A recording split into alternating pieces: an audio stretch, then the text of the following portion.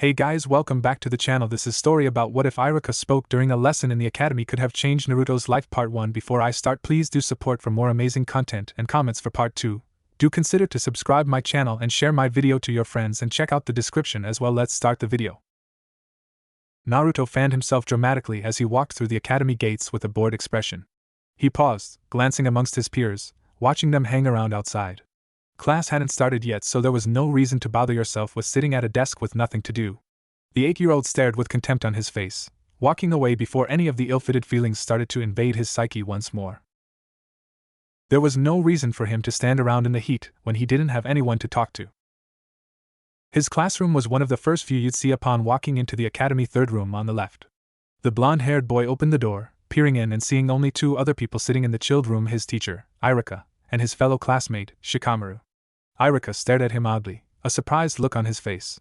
"You know," the man started, a chuckle escaping him, "I don't think I've ever seen you be early to class before, Naruto." He grinned, giving his teacher a thumbs up. It was hot outside. Iruka shook his head, smiling to himself. "Well, you can do what you want, but I expect you to be in your seat once the bell rings." "Yes, sir." Naruto nodded, more to himself than the other man, before going to the back of the classroom. He was about to pass Shikamaru and go sit in his own seat, but paused for a second. Deciding to be a pest, the boy slid in beside his sleeping classmate. "Hey," he started, poking the boy's cheek. "Hey, Shikamaru, wake up." The Nara heir groaned lowly, eyes peeling open and staring at the blonde. Shock coursed through him as he continued to look. "Have I really been sleeping for most of the class?" "No."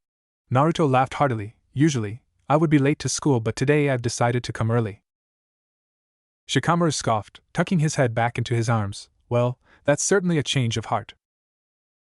Naruto stared at the other boy, watching him doze for a second before speaking up once more. "So want to do anything before class starts?"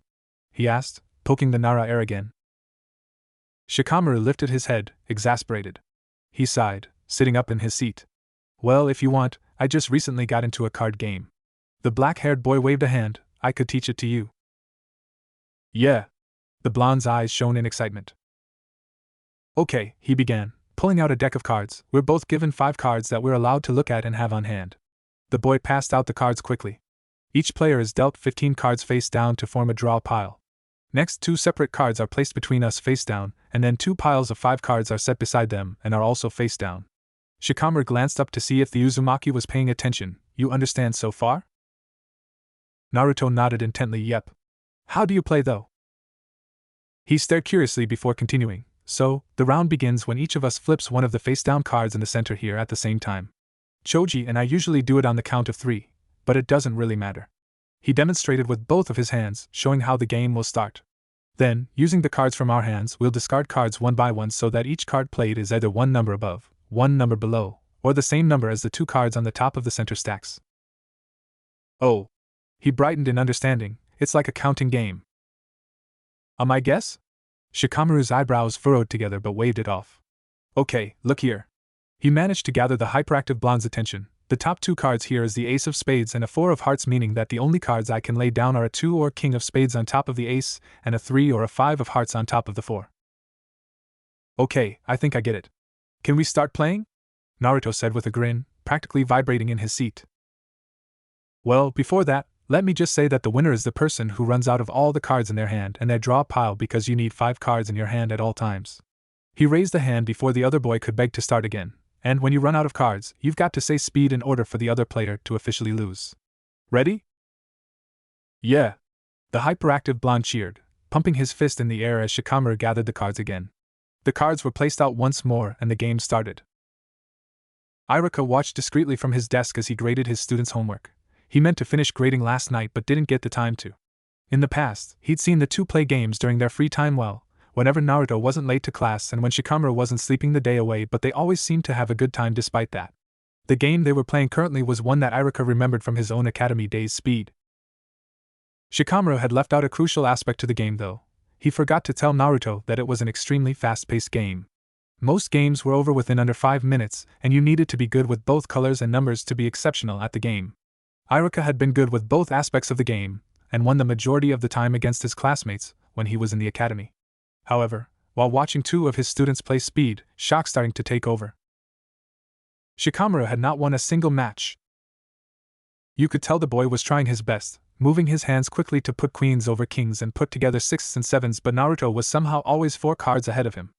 Iruka could see the calculating glaze over sky blue eyes, one that he'd only ever seen on Shikaku Nara and Hiruzen Sarutobi have. The bell rang loudly, startling the 3 people in the classroom out of their high-paced daze. Shikamaru quickly gathered all of the cards and put them back in their box. The 2 academy students shook hands, a quick good game passing through them before Naruto took his seat at the front of the classroom. He gave his teacher a grin, not noticing Iruka's baffled expression. Children started filing into the classroom, talking amongst themselves. Choji took his seat beside Shikamaru, already opening a bag of chips for the 2 to share. He looked over at his best friend. So, what did I miss yesterday? The Nara heir reached over for a chip, munching on it for a second before responding, not much, just some training and a history lesson. Oh, well, that's okay. The boy shrugged, looking over the tops of students' heads.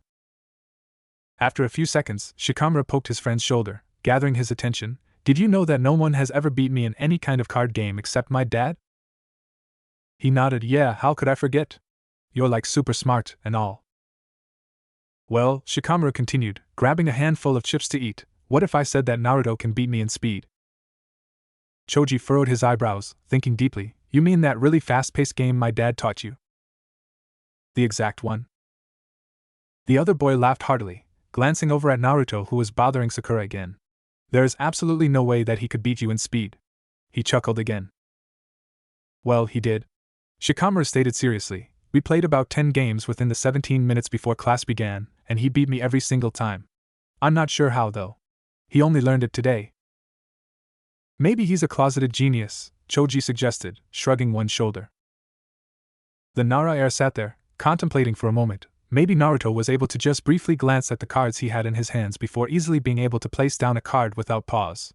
It was impressive to say the least. I didn't think that the dead last of the class would be capable of that. He munched on a few more chips, mouth full of them as he talked. I didn't think so either until this morning, Shikamaru said, crossing his arms on the table and placing his head on top of it, already feeling physically drained. He could use another nap. Good morning, class. Iruka called from the front of the classroom, gathering their attention. He stood up from his seat, holding a piece of chalk in his hand. Today, we're going to be learning about ninjutsu. He turned around and wrote the word down on the chalkboard for the class to see. The man circled the word for emphasis. Can anyone tell me what ninjutsu is? Sakura's hand shot up in the air. Iruka nodded for her to continue. Ninjutsu is a term that shinobi use when referring to almost any and every technique which allows the user to do something that they would otherwise not be capable of doing. She spoke quickly. That is correct, Sakura. Iruka smiled at the confused looks running through the classroom. Let me give you an example to help you understand. He flew through some hand signs, calling out a short, Bunshin no Jutsu. An exact copy of the man appeared before them all. He smiled at the odd expressions flitting through his students' faces. Ninjutsu is one of the 3 main types of jutsu, the others being he motioned for them to speak out. Genjutsu. Some called out while others called out, taijutsu. Correct. Iruka smiled, glad that a majority of the class listened to him. Ninjutsu is used more frequently than genjutsu and taijutsu, and it can help you on missions or in battle. Some kinds of ninjutsu can be used as a distraction or help to up your regular abilities like make you faster or stronger. Kiba raised his hand, getting a nod for him to ask his question. He stood up, hands in his pockets. What are the different types of ninjutsu, sensei? He chuckled lowly, shaking his head. Kiba, there are thousands of different kinds of ninjutsu.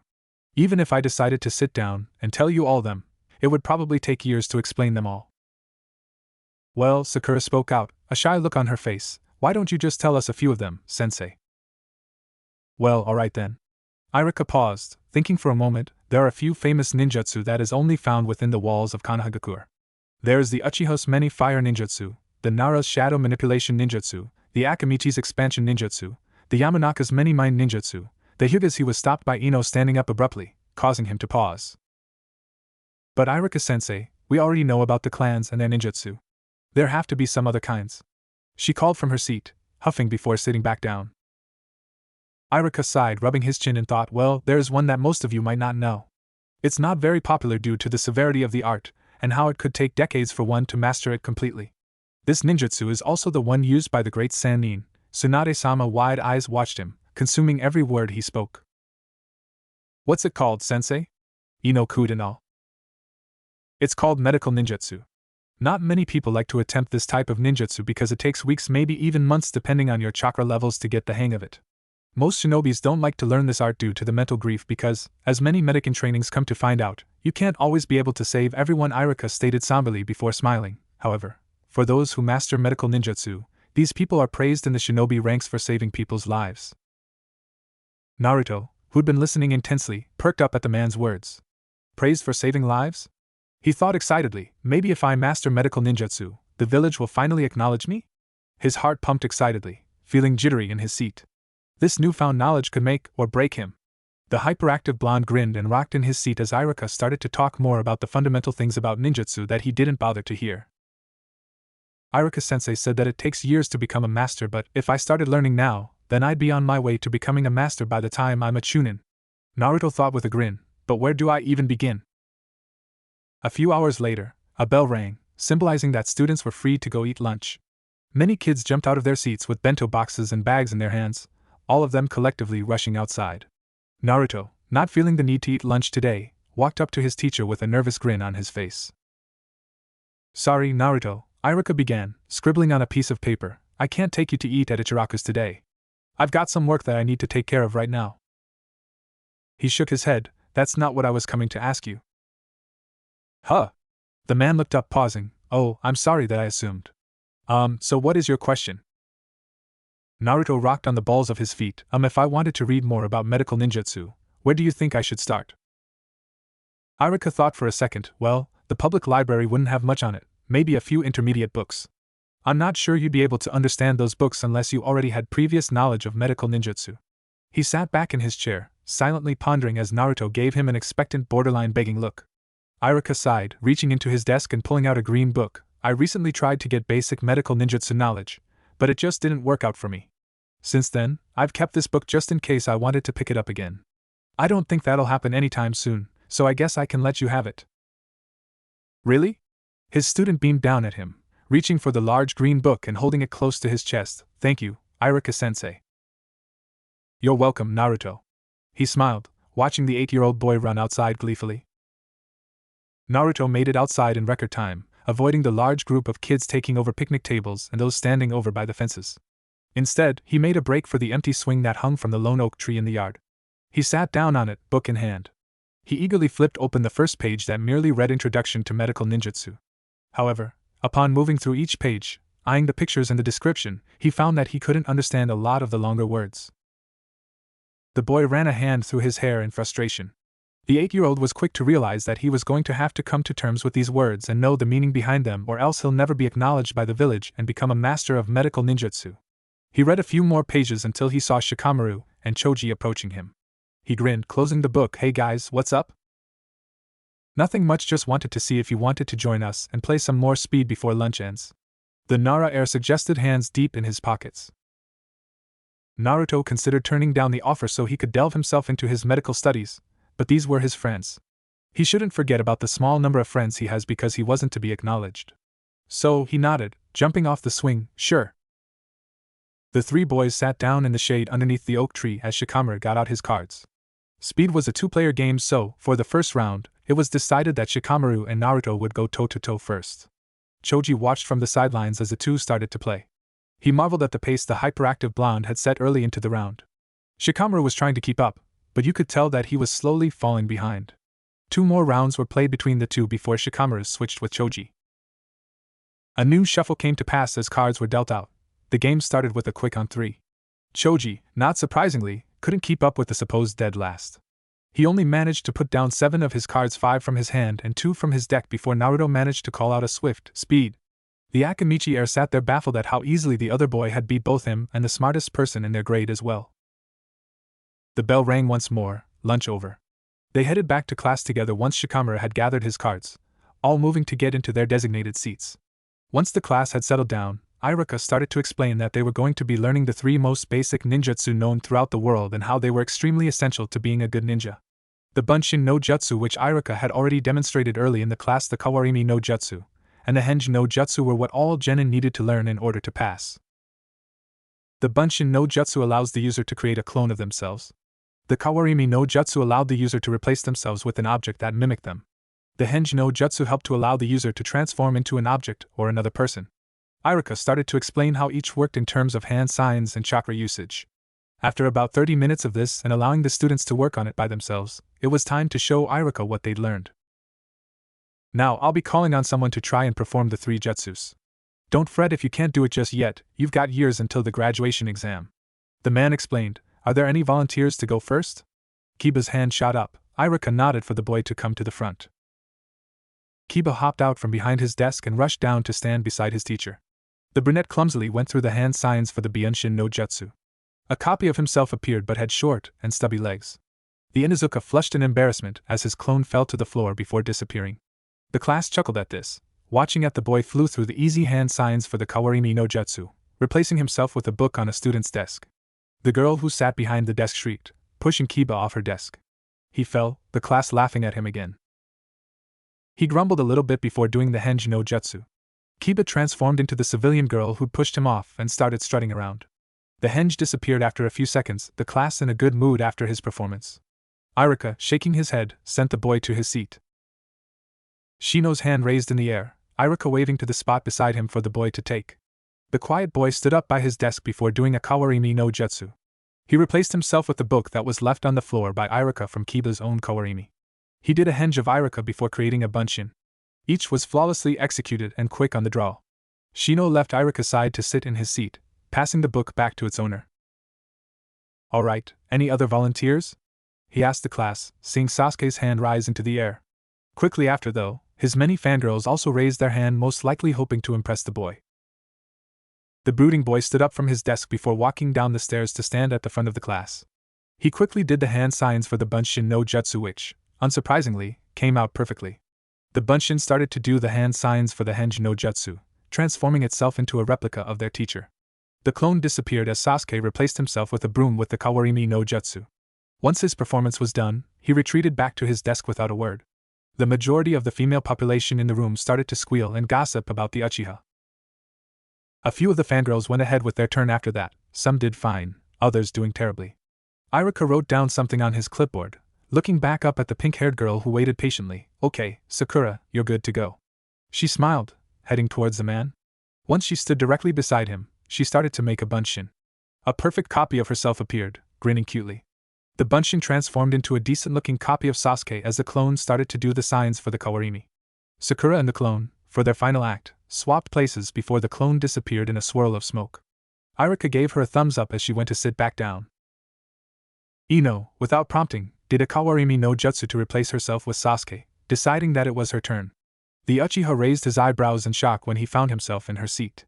Yes! She cheered, pumping her fist in the air.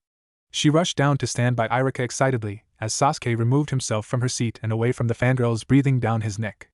Ino summoned a Bunshin flawlessly, getting some ooze from the other girls in the classes.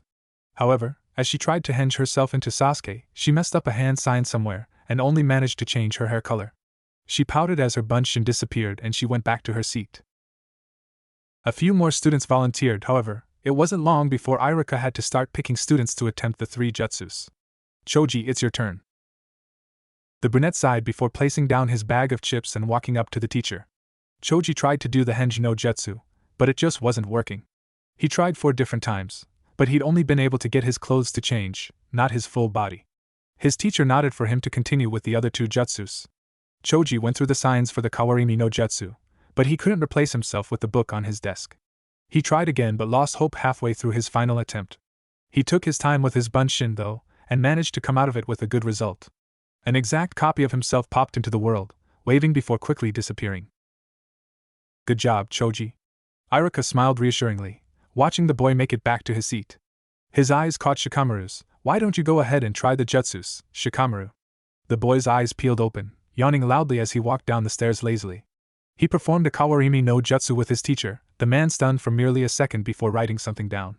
The Nara air sped through the hand signs for the Bunshin no Jutsu. The clone appeared sitting down, snoozing on the floor.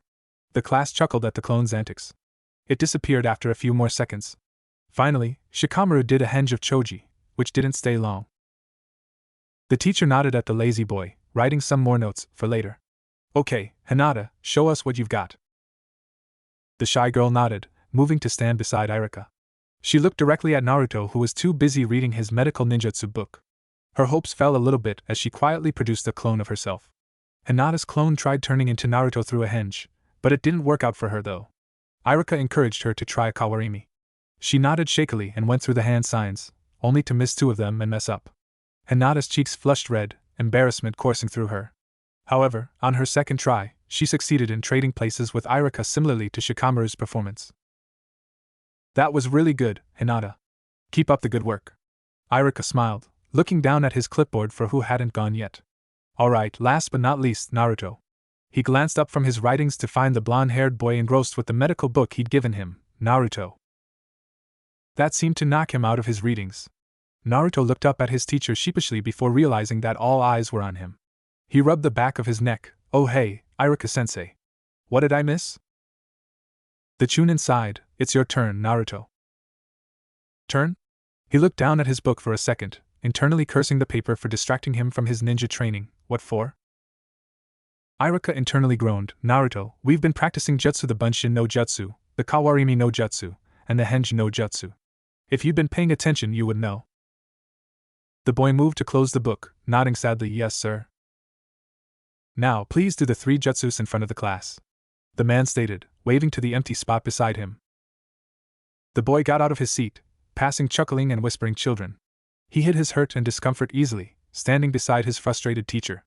Naruto took a deep breath before attempting a kawarimi with his medical ninjutsu book. It worked. He mentally cheered at being able to manage that, doing another kawaii with the same green book so that he'd be back at the front of the classroom. Naruto's keen ears picked up on numerous kids whispering about him trying to show off. The words left a bitter taste in his mouth, but he left it alone. The blonde-haired boy started going through the hand signs for the Henge no Jutsu, deciding to turn into the 3rd Hokage, Hiruzen Sarutobi, since he looked up to him so much. However, when the hefty smoke disappeared from his body, everyone started to laugh at him. He managed to turn into the 3rd Hokage, except the henge looked like it was practically melting. Naruto dispelled the henge as quickly as he could, hoping that a good Bunshin would stop the laughing from his classmates. He managed to produce one, a bad one that is. It looked like it was dead, gray, and sitting lopsided on the floor. The class continued their laughter. Naruto started to feel quite ashamed of himself as he left for his seat quickly. Quiet down! Iruka shouted out, silencing the cackling class. It is okay if you didn't get some of the jutsus down. This does not mean that you're a failure, it just means that you need more practice. Iruka started to babble on about the importance of these 3 jutsu, and how they would be useful in battle situations, but Naruto wasn't listening anymore. He stared at the open medical ninjutsu book, but he didn't read it. His mind was in shambles. He was embarrassed at having messed up not only 1 but 2 of the jutsus. Naruto sighed, placing a bookmark in the large book before closing it. The blonde-haired boy laid his head on top of it and closed his eyes for an afternoon nap, not bothering with the rest of the class. When the school day had finally ended, the final bell of the day leaving students to rush out of the academy, Naruto rushed off to the library. He planned on finding some books if there were any at all on a sannin named Tsunade. Iruka had mentioned the woman was famous for her medical knowledge and Naruto planned on reading anything about her. While he only managed to find a single book on the woman written by someone by the name of Jiraiya the Toad Sage, whoever that was, he was able to find a couple more books on medical ninjutsu to better his knowledge before he was kicked out by the owner of the library. His hands were full of books when he left. One was about Tsunade the Slug Sannin, tales of the greatest medic, while the rest were medical ninjutsu books that would probably help him on his path to becoming a medic. By the time he'd gotten home, Naruto had almost forgotten his embarrassing stunt at school, his mind enraptured by the books he had now. He ran to his couch upon walking into his apartment, opening the single book of Tsunade Senju with an empty notebook beside him which would, hopefully, help him understand bigger words or processes he didn't understand. Naruto worked well into the night, vigorously reading and writing things down. By the time he laid in bed, Naruto knew what he was going to do. Becoming Hokage could wait because, for now, he was going to try and become a medic.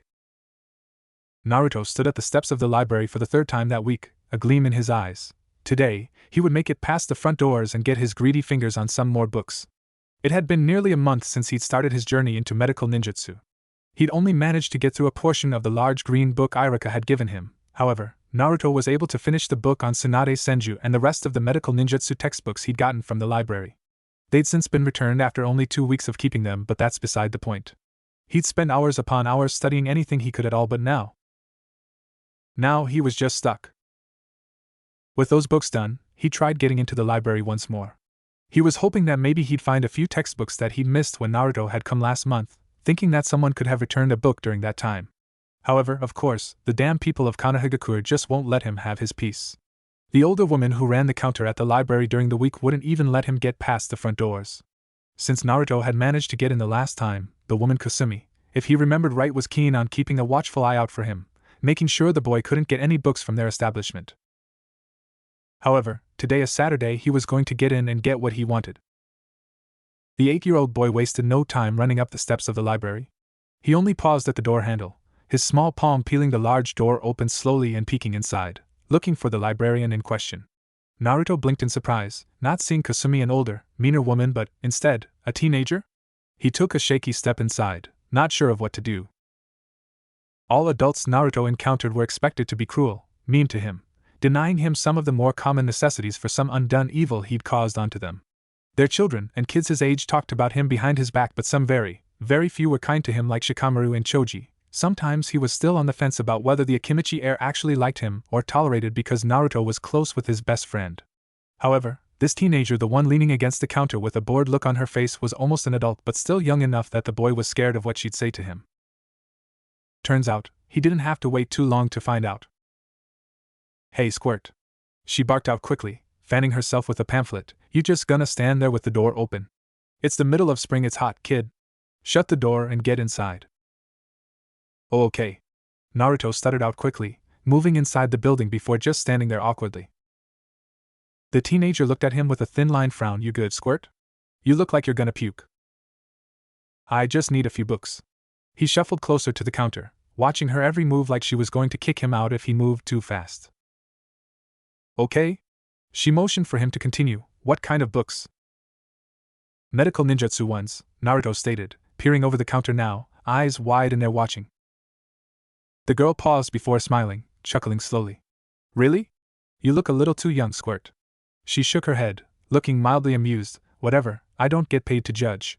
Give me a second." Her words fell off as she started searching through a guidebook. It probably had a catalog of what kind of books they had available. The academy student watched her work, eyes trailing down to look at her name tag. He furrowed his eyebrows. "How do you say your name?" She glanced down at it. "Oh yeah? It's Moss-san. You're supposed to say it as Moss-san. I was named after my mom's favorite drama." The teen seemed to roll her eyes at that, still smiling though. "What about you, Squirt? You got a name, or am I just supposed to call you Squirt forever?" She grinned down at him, leaning over the counter. "I'm Naruto Uzumaki, and I'm going to be Ho." He stumbled, mind reeling back before continuing. "I'm going to be a medic." Those words were said more seriously, a resolve he didn't know he had come forth. Ma-san smirked. "All right, Naruto Uzumaki, medic of Konoha, I found some books for you." She pulled out a catalog card, writing down some points of reference for him. Once the teen was done, she slid the paper to him. "We've only got 2 that were returned within the last week." Naruto reached for the paper, eyes shining with childlike excitement. "Thank you, Masan-san." She held up her hand, eyes wide. No honorifics. My name doesn't sound good with them." "Oh, okay, Mas-san." He grinned sheepishly up at her, holding the paper close to his chest. The girl rolled her eyes again, laughing to herself. "All right, go do your book thing. Oh, and don't blow your brains out, Squirt, there's a lot of knowledge in those books." "I won't." Naruto gave her a thumbs up before running over to the section on the paper. He scoured the large shelves, finding the 3 books Mas-san had mentioned. They were a bit smaller than the green book Irika had given him, but they still held precious knowledge that he craved.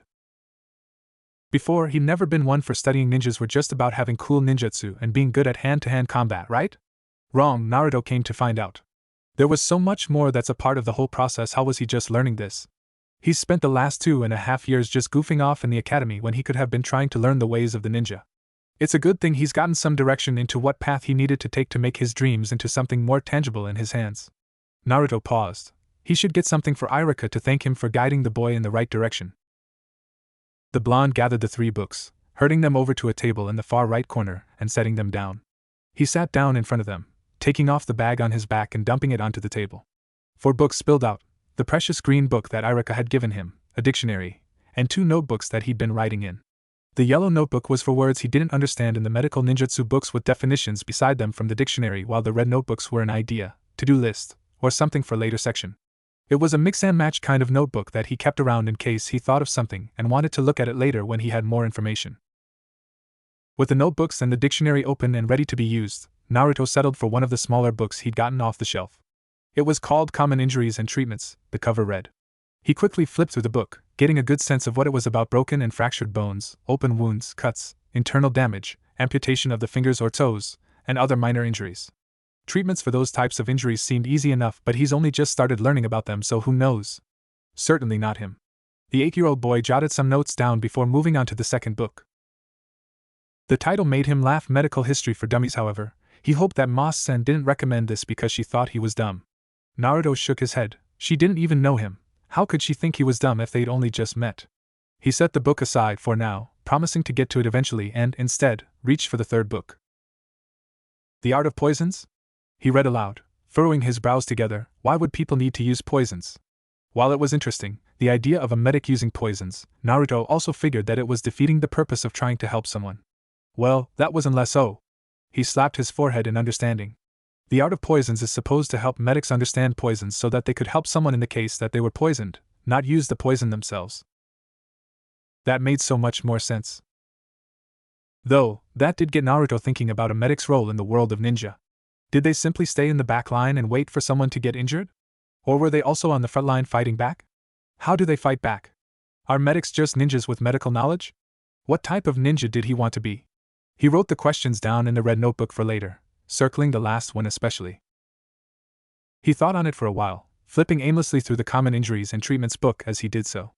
Naruto wanted to be a ninja that helped people, someone that people could count on for anything. He also desperately wanted to be acknowledged, but that's a given.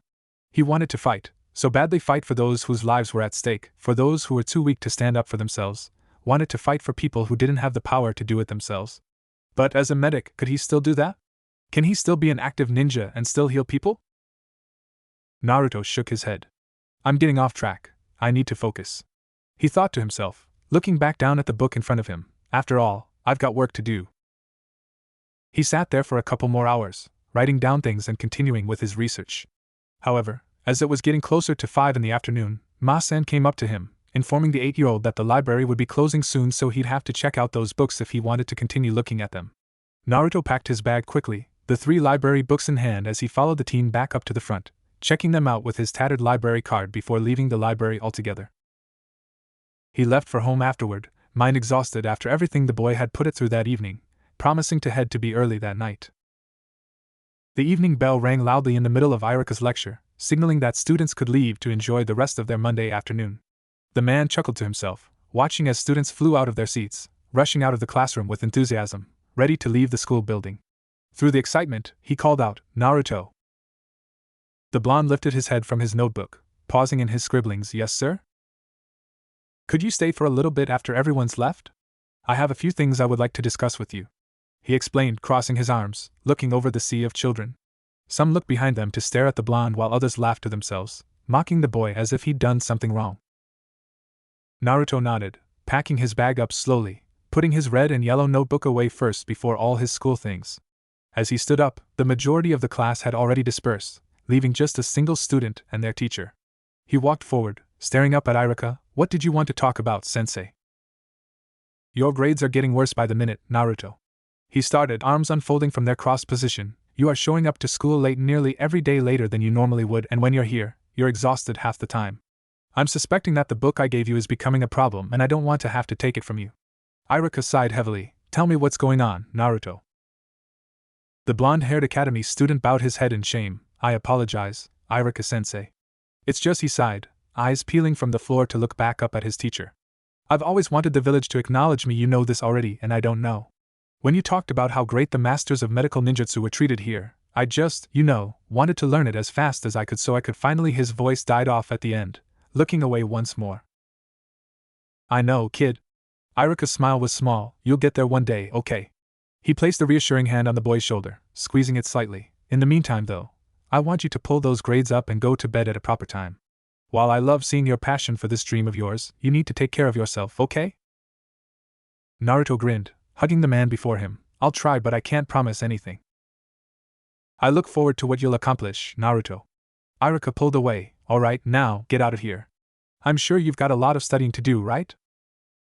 Right. See you tomorrow, Naruto, on time? Iruka raised an eyebrow, grinning. On time, sensei, promise. The blonde laughed heartily, rushing out of the door with a large grin on his face. His laughs echoed down the hall, Iruka simply shaking his head as he watched the boy go. The man felt a swell of pride open in his heart. He had no doubt that the 8-year-old boy could do it, become a medic, that is. Naruto's determination was unlike any others, his will of fire always burning brightly. Iruka chuckled to himself before going back to the paperwork he was working on the weekend before. Last weekend, Naruto had discovered that the reason he was able to get into the library was that Kasumi didn't work weekends, leaving that to Mas-san, who had let him in with no problems. So, he decided that, during the week and after school, he would study at home or in the empty training grounds, and, on the weekends, he'd be back at the library for some quiet study hours. That's where he found himself now, sitting on his bed. He thought back to Iruka's words as he pulled out his notebooks and textbooks again. He needed to start taking better care of himself. Naruto wasn't eating and drinking as much as he should, nor has he been sleeping enough. All he's wanted to do the last month and a half was study hard and become acknowledged. But from what he's learned from common injuries and treatments, and introduction to medical ninjutsu is what happens to the body if it is not kept up with. Any deficiency in the body can lead to numerous things, but lack of food, water, and sleep can be especially dangerous. Losing sleep can impair your body's ability to fight off illnesses, making it easier to get sick. It has also been found that both short sleep duration, less than 5 hours per night, and long sleep durations, 9 or more hours per night, have a negative impact on heart health. In particular, your chances of developing coronary heart disease or having a stroke are greatly increased with less sleep. In the margins of his green book, Naruto wrote down that coronary heart disease, CAD, was the most common form of heart disease and impairs the blood flow in the arteries that supply blood to the heart. Besides that, he wrote down that a stroke is what happens when blood flow to part of the brain is interrupted, caused by oxygen deprivation to brain tissue. Lacking a normal level of body water through dehydration, sickness, exercise, heat stress, etc. can make people feel rotten. As you lose body water without replacing it, your blood becomes more concentrated and, at a point, this triggers your kidneys to retain water. The thicker and more concentrated your blood becomes, the harder it is for your cardiovascular system to compensate by increasing heart rate to maintain blood pressure. When your dehydrated body is pushed, such as when exercising or faced with heat stress, the risk of exhaustion or collapse increases. This can cause you to faint, for instance, when you stand up too quickly. Less water also hampers the body's attempts at regulating temperature, which can cause hyperthermia. Because the information on water intake was found in the library book, Naruto had to write down the definition of hyperthermia, which is a body temperature that is greatly above normal, in his yellow notebook full of other definitions as well. When you skip meals, your blood sugar decreases, which causes an interruption in your ability to think straight. The brain uses glucose. Naruto remembers writing down the definition of glucose somewhere. He peels open the yellow notebook again, flipping through the pages until he finds it. Glucose is a simple sugar which is an important energy source in living organisms and is a component of many carbohydrates. The brain uses glucose to run efficiently, and if there is not enough glucose for the brain to use, your body does not function at 100%. Low blood sugar causes people to feel irritable, confused, and fatigued.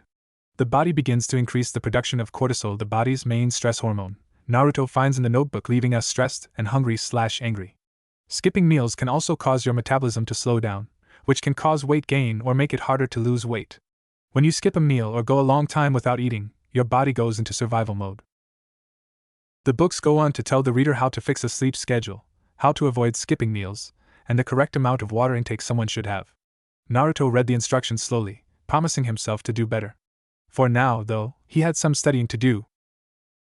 Naruto yawned, leaning against his headboard. Papers, notebooks, and textbooks crowded around his knees. He rubbed his eyes and started packing away his things, getting ready for bed. As he worked, the 8-year-old absorbed the information he'd just learned. He spent most of the night going through medical history for dummies like he promised he would, and just needed a second to reel back through it all.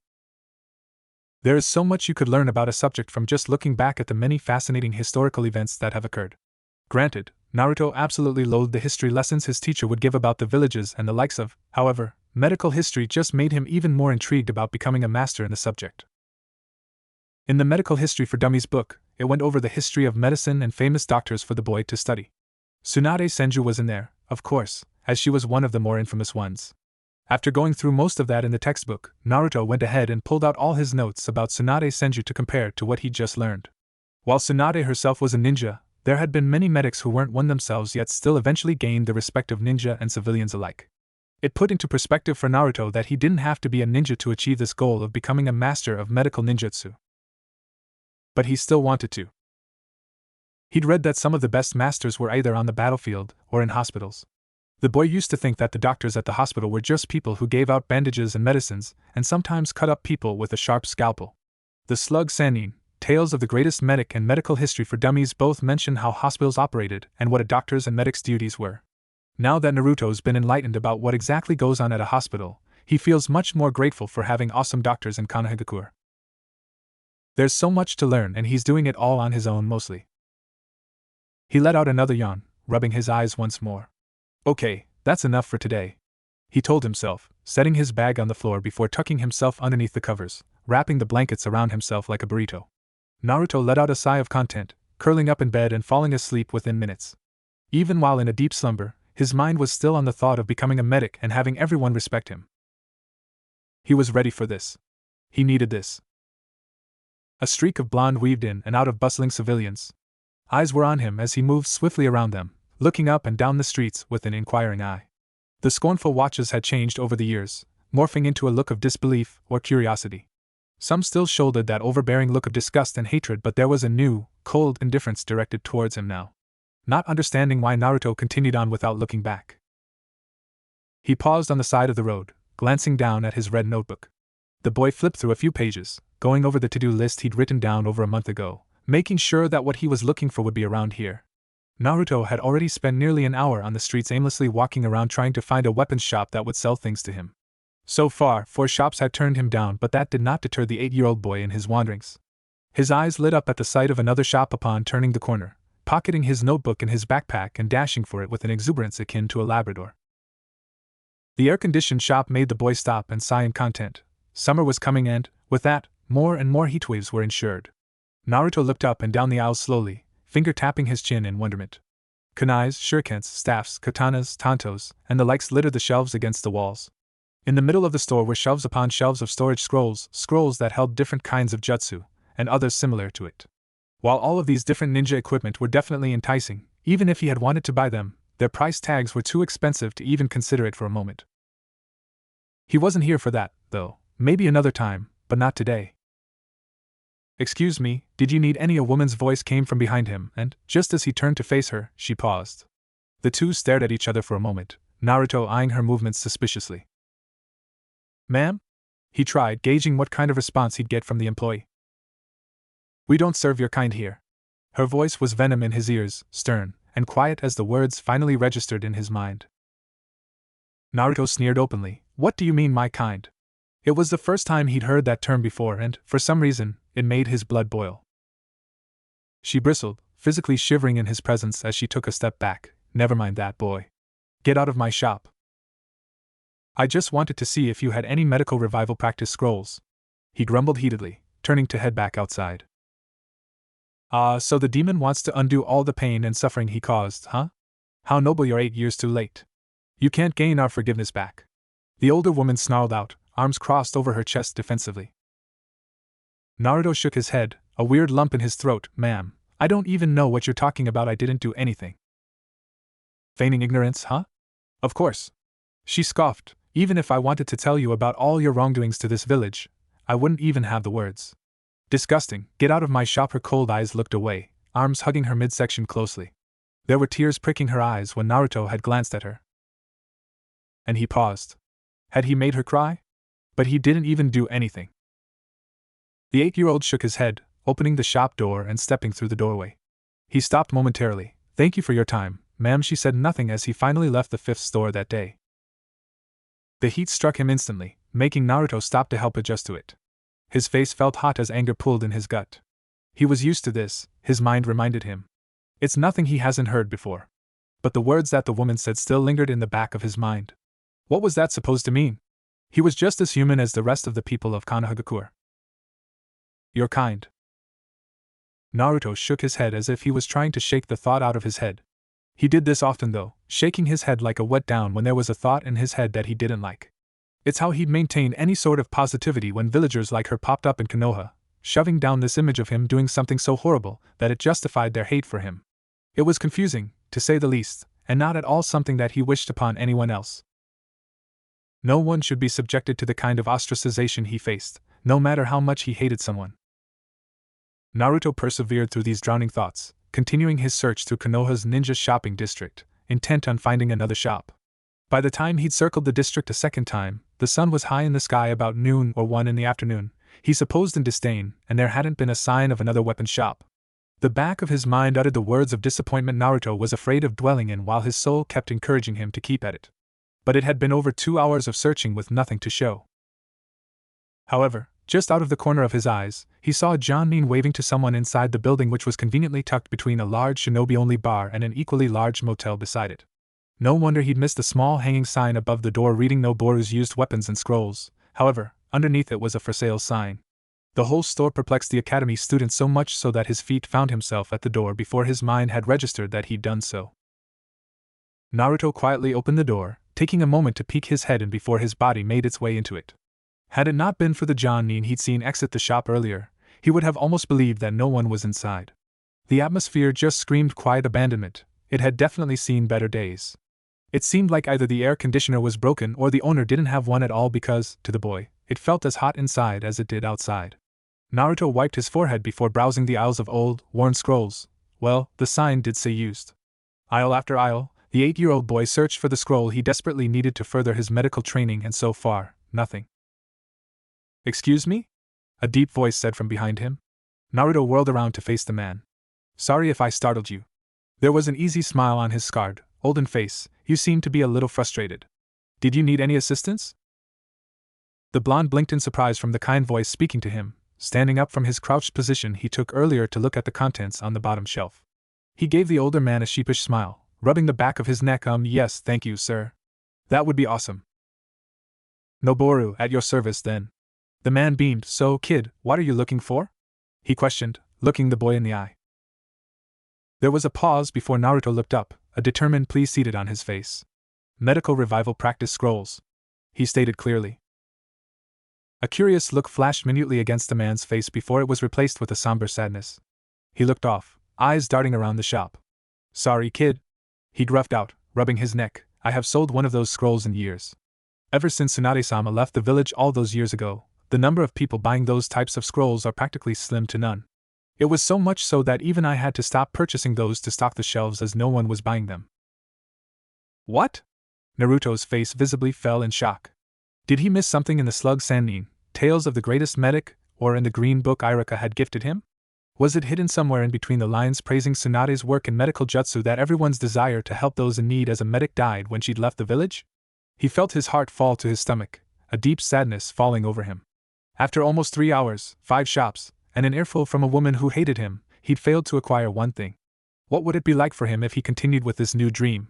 Should he give up? "No." Naruto lifted his head. "Sir, please, do you have anything left from all those years ago? Anything at all would work." Noboru paused, taken aback by the fire in the boy's eyes. He thought back to his shop stock but couldn't come up with anything. "I don't want to get your hopes up, kid, because I can tell how passionate about this you are. However, I have a feeling that there could be something in the back that I'd be willing to sell you." He waved a hand to a doorway with an old red curtain hanging over it. "Really?" "I said don't get your hopes up, though." He raised his hands in defense, motioning for the 8-year-old to follow him to the back. "As I'm in the process of packing my stock up in hopes of selling this place, there could be boxes of old stuff I'd forgotten in the weapons recession that happened way before you were born." Naruto followed like a lost puppy, weaving between dust-ridden shelves and weapons that could have been on display once. The words finally settled in his brain once the excitement had finally passed. He bowed once. "Thank you, sir, for going through the trouble." The older man waved off the words, a soft smile on his face as they finally reached a bunch of boxes stacked precariously on top of each other. He swiped away some of the dust obscuring some writing on the cardboard, taking a minute to read it. Noboru hummed. "These boxes were packed away over 14 years old. Geez, I must be getting old if I don't even remember myself packing these away." Naruto laughed at that. "I seriously can't thank you enough, sir." "Well, you can put all that gratitude into helping me go through these boxes, kid." The man shook his head but looked thoroughly amused. It took roughly about 45 minutes to go through all the boxes littering the back of the shop, but their efforts proved somewhat fruitful. Most of the scrolls were, surprisingly, blank. Noboru explained that around 9 to 15 years ago, there was a boom in people trying to learn how to seal. At the confused glance the owner had gotten, the older man explained that, due to the late 4th Hokage's popularity, many of his fans wanted to imitate the prosperous sealing art he perfected and used during the height of his ninja career. However, after his passing, the sealing art popularity boom quickly died out.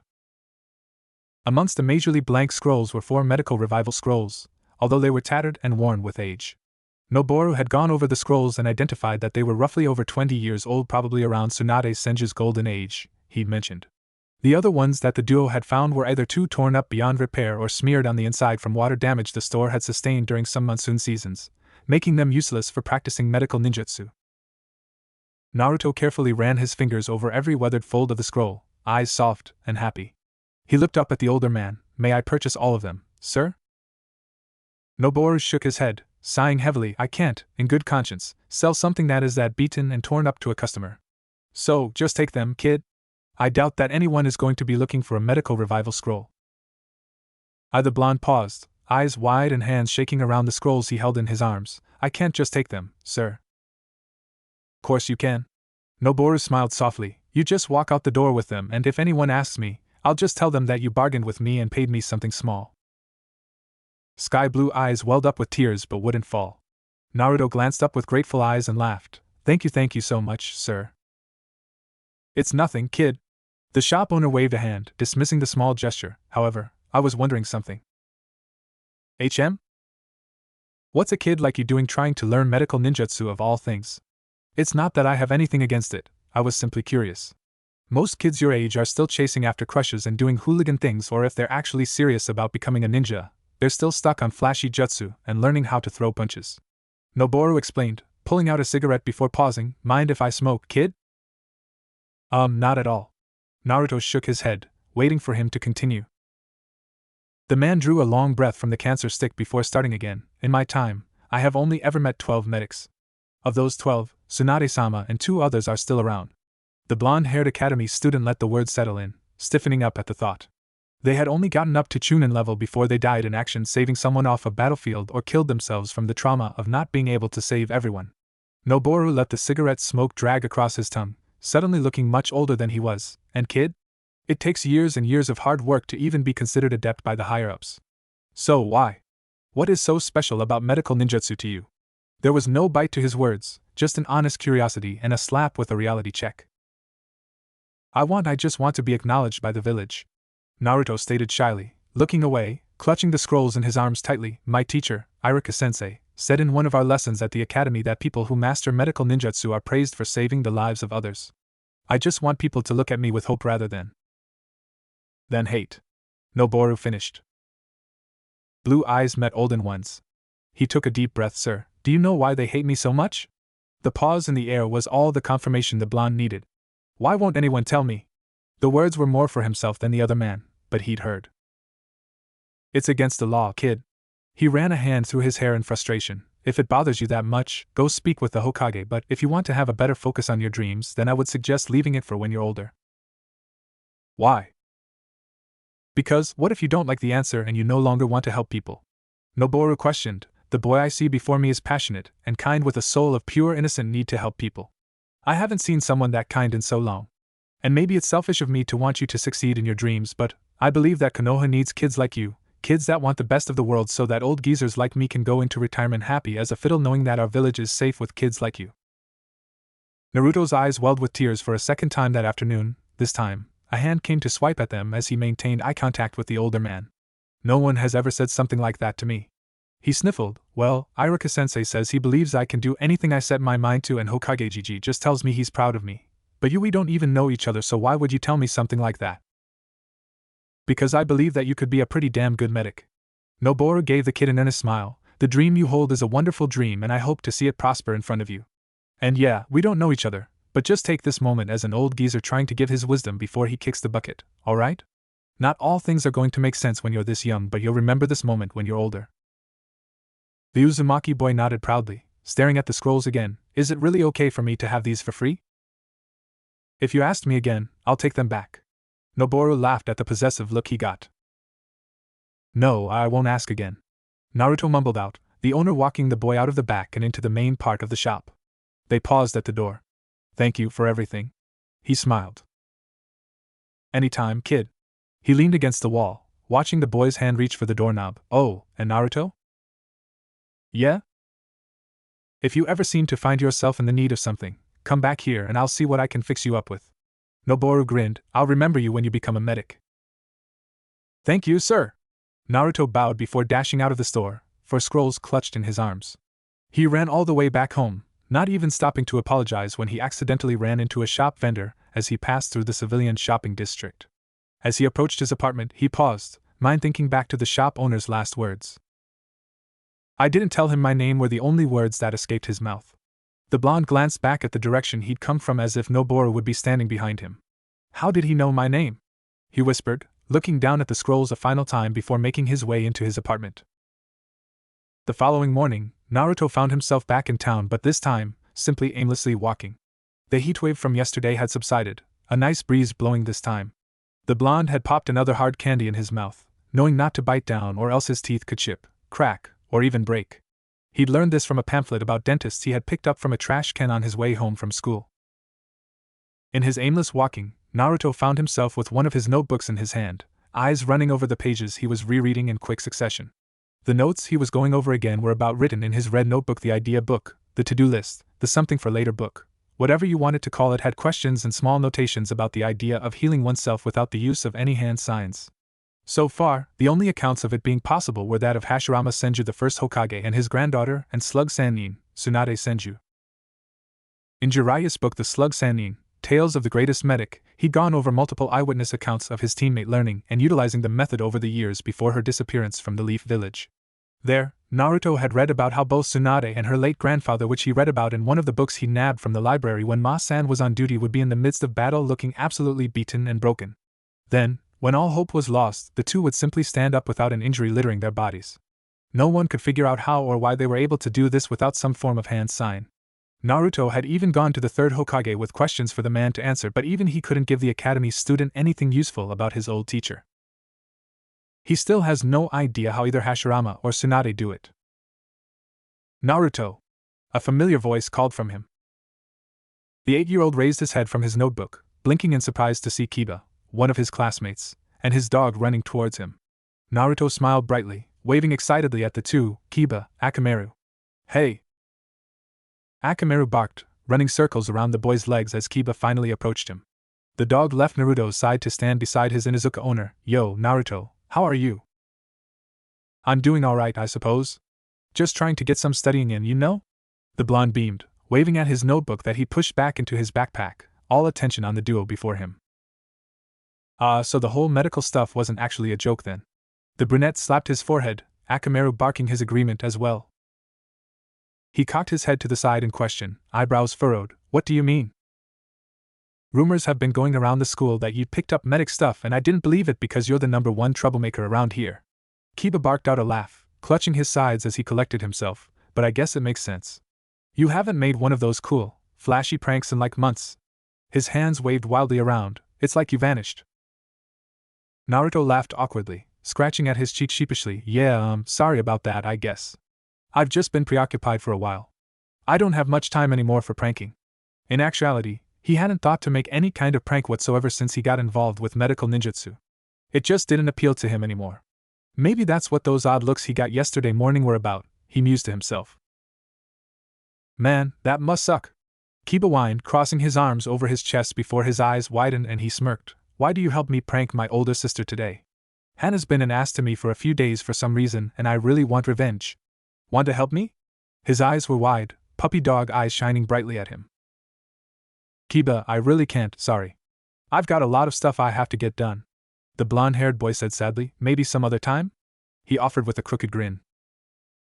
The other boy grinned brightly. Yeah, of course. Just don't back out of it when I ask again. I won't. Naruto chuckled, watching as the boy and his dog left with a run. What's this? You haven't pranked anyone in months? A sarcastic voice questioned from behind him. The boy swiveled around, a large smile spreading on his face. Iruka-sensei. He bounded forward, giving his teacher a big hug. The brunette shook his head in exasperation, patting the boy's back as he was released from the hug. I'm guessing it's because of that book I gave you, right? Naruto nodded proudly. Yeah, that, and I've been trying to branch out a bit and find different books and scrolls to help me out. Thank you again for letting me use your book. Iruka waved him off. Well, I should have done that years ago if I would have known that it would stop your pranking. Hey! I'm not stopping my pranks, I'm just waiting? Yeah, that's what I'm doing. Waiting for the right time to strike. The 8-year-old academy student gave his teacher an evil smirk, waggling his fingers in front of his face. Iruka rolled his eyes. Sure you were. I was, he countered. Whatever the case may be, would you perhaps like to get some ramen with me? The older man asked, pointing in the direction of Ichiraku's ramen. Naruto's eyes shone brightly as he nodded quickly. Yes, please. On the way there, and even after the two had ordered their food, the blonde-haired boy could not help but talk his teacher's ear off. At first, it had started by Iruka asking what all his student had learned so far about medical ninjutsu. As he did, in fact, read through Introduction to Medical Ninjutsu when he'd first purchased the book, Iruka would say he had a good grasp on the things the blonde could potentially bring up. To Naruto's immediate surprise, his teacher was an avid listener to the boy's intellectual analysis of several aspects and concepts of medical techniques and the likes of. They had gone back and forth, talking in great detail about the basis of medical ninjutsu until Iruka could no longer provide any input, as that was the extent of what he'd learned. It wasn't disheartening though, as the man still latched onto every word the boy said in between bowl after bowl of ramen. Between the blonde's incessant slurping sound and Naruto's rather loud and passionate voice, Iruka was almost positive that other customers weren't too happy about their presence. The old man who ran Ichiraku's ramen and his daughter listened intently, smiling brightly at their favorite customer who continued to go on and on about doctor stuff, as they put it. After he'd exhausted his knowledge earlier into their conversation, Iruka bets that he didn't even get a word in while Naruto talked his ear off about all the cool and fascinating things that a medic ninja or doctor could do, or some odd poison/treatment he'd never heard of. Iruka smiled slightly, finishing off his food as Naruto kept talking. He put a hand on the boy's shoulder, halting him from speaking. The 8-year-old blinked in surprise before his cheeks turned pink with embarrassment. He gave a sheepish grin. Naruto, I'm so proud of you. Iruka returned the grin back full force. Keep up the great work. Naruto's eyes couldn't have shined any brighter at that moment. As summer started slowly encroaching, Iruka had been too busy to really take time to relax. He'd been preparing for the end-of-year exams before his students' summer break. He and Mizuki, the other proctor for the test, kept going back and forth over what the test should entail, or what should be taken out from last year's exam. It was exhausting, to say the least, and, on that Saturday evening, work was the last thing on his mind. He sighed deeply, walking down the street with a to-go bag from the barbecue place down the street from his own apartment. The academy student teacher was going to visit Naruto for a celebratory dinner of sorts. Iruka could see how hard his student was working and wanted to praise the 8-year-old boy for passing expectations and continuing to grow into a fine ninja. The man smiled softly. The street lights had started lighting up as the evening progressed, illuminating his journey towards his student's apartment. If you had told Iruka almost a year ago that he'd be going out of his way for Naruto, of all his students, to bring the kid food and check up on him, he'd have told them that they were crazy. It still pains him to think how bigoted he was towards the blonde when they'd met only 2 years ago, sharing the same hateful stare as the other people on the street. But he wasn't the same person he was a year ago. The person he is now can see how innocent and kind of a person Naruto is, how willing and bright he was to carry on and continue to learn. Ever since Naruto got hooked on learning about medical ninjutsu all those months ago, his grades had started to skyrocket. While they were definitely not on the same level as Sasuke's, Sakura's, or Shikamaru's in that order, the hyperactive blonde was no longer being called the dead last of the class. Iruka could clearly see that the storm cloud that had rested painfully above his head was now gone, replaced by a happier, more leveled Naruto. His temper had even plateaued, which was, honestly, a big surprise. Every change he saw in Naruto was amazing to watch, seeing him blossom into a student that wanted to do better, strive to become a ninja that people would be proud of. Anything promising Iruka saw in his classroom of the kid's progress, he reported it to the third Hokage. Hiruzen and Naruto had always been close. Iruka noticed over the years what he used to see as an obligation that the Hokage held after the death of Naruto's parents was actually adoration and love, like a grandfather and a grandson. The older man had been ecstatic about the blonde-haired kid's progress when Iruka had reported to him. The third Hokage even started giving Naruto more money so that he could spend them on books and the likes of. It was a pleasant change after everything Naruto had been through over the years. Iruka had finally managed to get to his student's apartment complex. He shifted the bag in his arms to knock on the sturdy, but olden door to Naruto's apartment. There was a startled yelp from inside, and the brown-haired teacher couldn't keep his chuckle from escaping.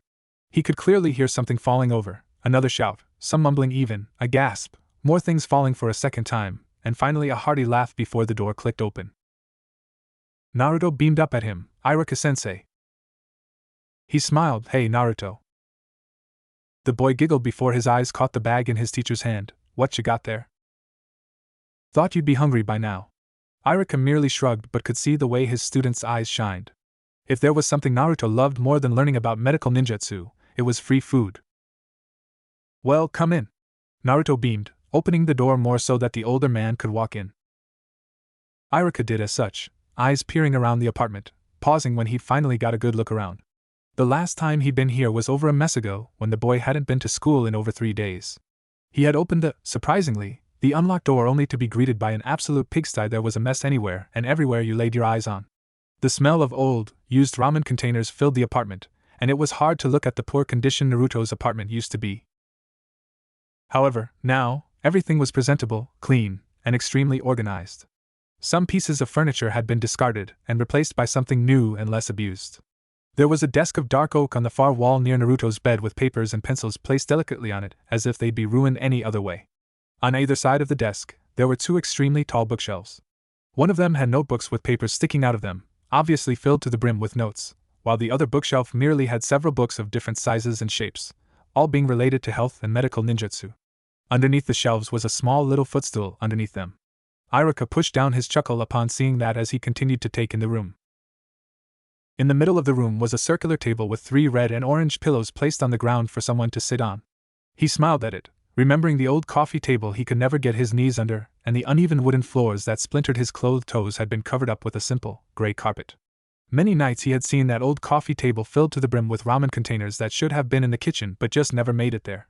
Now, on the coffee table was just a small cactus in an obviously hand-painted pot. Either Naruto did it himself or someone gifted him it. Otherwise, it was cute. All in all, it was a sight to see the dead last of Iruka's class, a previously messy kid, had somehow turned everything around to prosper and clean up his act. The older man turned to Naruto just as the boy was closing the door, blinking in curiosity. I'm surprised. It was all he could manage, still in awe. Why? The blonde asked, tilting his head. Such an innocent question. Your apartment, Naruto. It's stunning. He gawked, waving to the open room. He furrowed his brows, going to sit on one of the pillows by the circular table, motioning for his teacher to take a seat as well. What are you talking about? Do you not realize how much you've changed? Wait, scratch that, do you realize how much you've grown? Iruka asked excitedly, sitting beside his student on the floor, setting the bag of food on the table. Naruto scratched his cheek in thought, looking around at his apartment. I guess? He ended up mumbling out before shyly looking up at the man, a bit of apprehension in his eyes. Is that a bad thing? Absolutely not. Iruka beamed. That just means that you are on your way to becoming someone very mature, and that's fantastic. Really?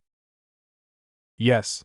The academy teacher gave the boy a thumbs up before patting him on the back. I know I've already said this a few times, but still, you deserve to hear it. I'm so proud of you. Naruto flushed before looking away shyly. You are? I am. He gave another soft smile. His student grinned brightly before giving an embarrassed smile. I took what you said to heart. About pulling my grades up and going to bed earlier. I've also been eating better and studying. I'm trying really hard to be better. I just thought you'd like to know. Iruka ruffled his hair. Of course you are, you're Naruto. You can do anything that you set your mind to. You've done great so far. Thanks, Iruka-sensei. Naruto seemed to glow in happiness, hands reaching for the plastic bag. Now, let's eat. Roughly 2 weeks later, the two found themselves back in the classroom. Iruka had left his students to do some group work from their textbooks while he went to Mizuki's classroom with an inquiry to the exam prototype the man had created over the weekend. The man had trusted his students not to get into too much trouble while he was away. And if Shikamaru knew one thing is that, if you have a Naruto in class, there's always going to be something troublesome popping up. So, that's where he was at now, staring with wary eyes at his troublesome blonde-haired friend. After he'd finished the worksheet with the Nara air, he'd pulled out a tattered scroll and had been staring at the paper with one of the worst grimaces Shikamaru had ever seen on anyone for the last 15 minutes. It was like an angry fire was billowing in Naruto's sky-blue eyes. The Nara air didn't know whether to disturb the boy's obvious stupor and say something or to just leave him to stew in his own frustrations. Either way, it seemed troublesome. Despite every lazy bone in his body, Shikamaru turned and poked the other boy's cheek. Yo. When the blonde didn't say anything, he poked him again, this time a little harder. Naruto. The Nara boy huffed, poking a third time. What's wrong, brat? The other stiffened up for a second before sighing out sadly, shoulders sagging low and his head drooped. It's nothing, Shikamaru. He looked like a kicked puppy, promise. He added as an afterthought. Troublesome brat, he mumbled, rolling his dark eyes before poking the now sore cheek a fourth time. You're really bad at lying, you know? Naruto snorted, having not suspected his friend to say that, turning to look at the black-haired boy. I'm just having a hard time with my studies. Shikamaru paused for a moment. Academy or medical? He questioned. Medical. Oh. The Nara heir blinked before crossing his arms on his desk and laying his head on top of it, grumbling out a low, then I have no idea how to help you. Naruto shook his head, doing the same as his friend after re-rolling his scroll back up and putting it away, figured. The two laid in peaceful silence, listening to the rest of the class chattering a bit more as everyone started to finish their worksheets up before Shikamaru glanced at the blonde-haired boy from the corner of his eye. How do you plan on fixing your problem? Well, I was thinking that I should probably go see Gigi, see if he can help me out. I'm almost positive he, knows everything. He waved a hand, an exasperated look on his face. Gigi? The other boy paused. I didn't think you had any relatives. I don't. Naruto deadpanned before shaking his head. That's just what I call the third Hokage.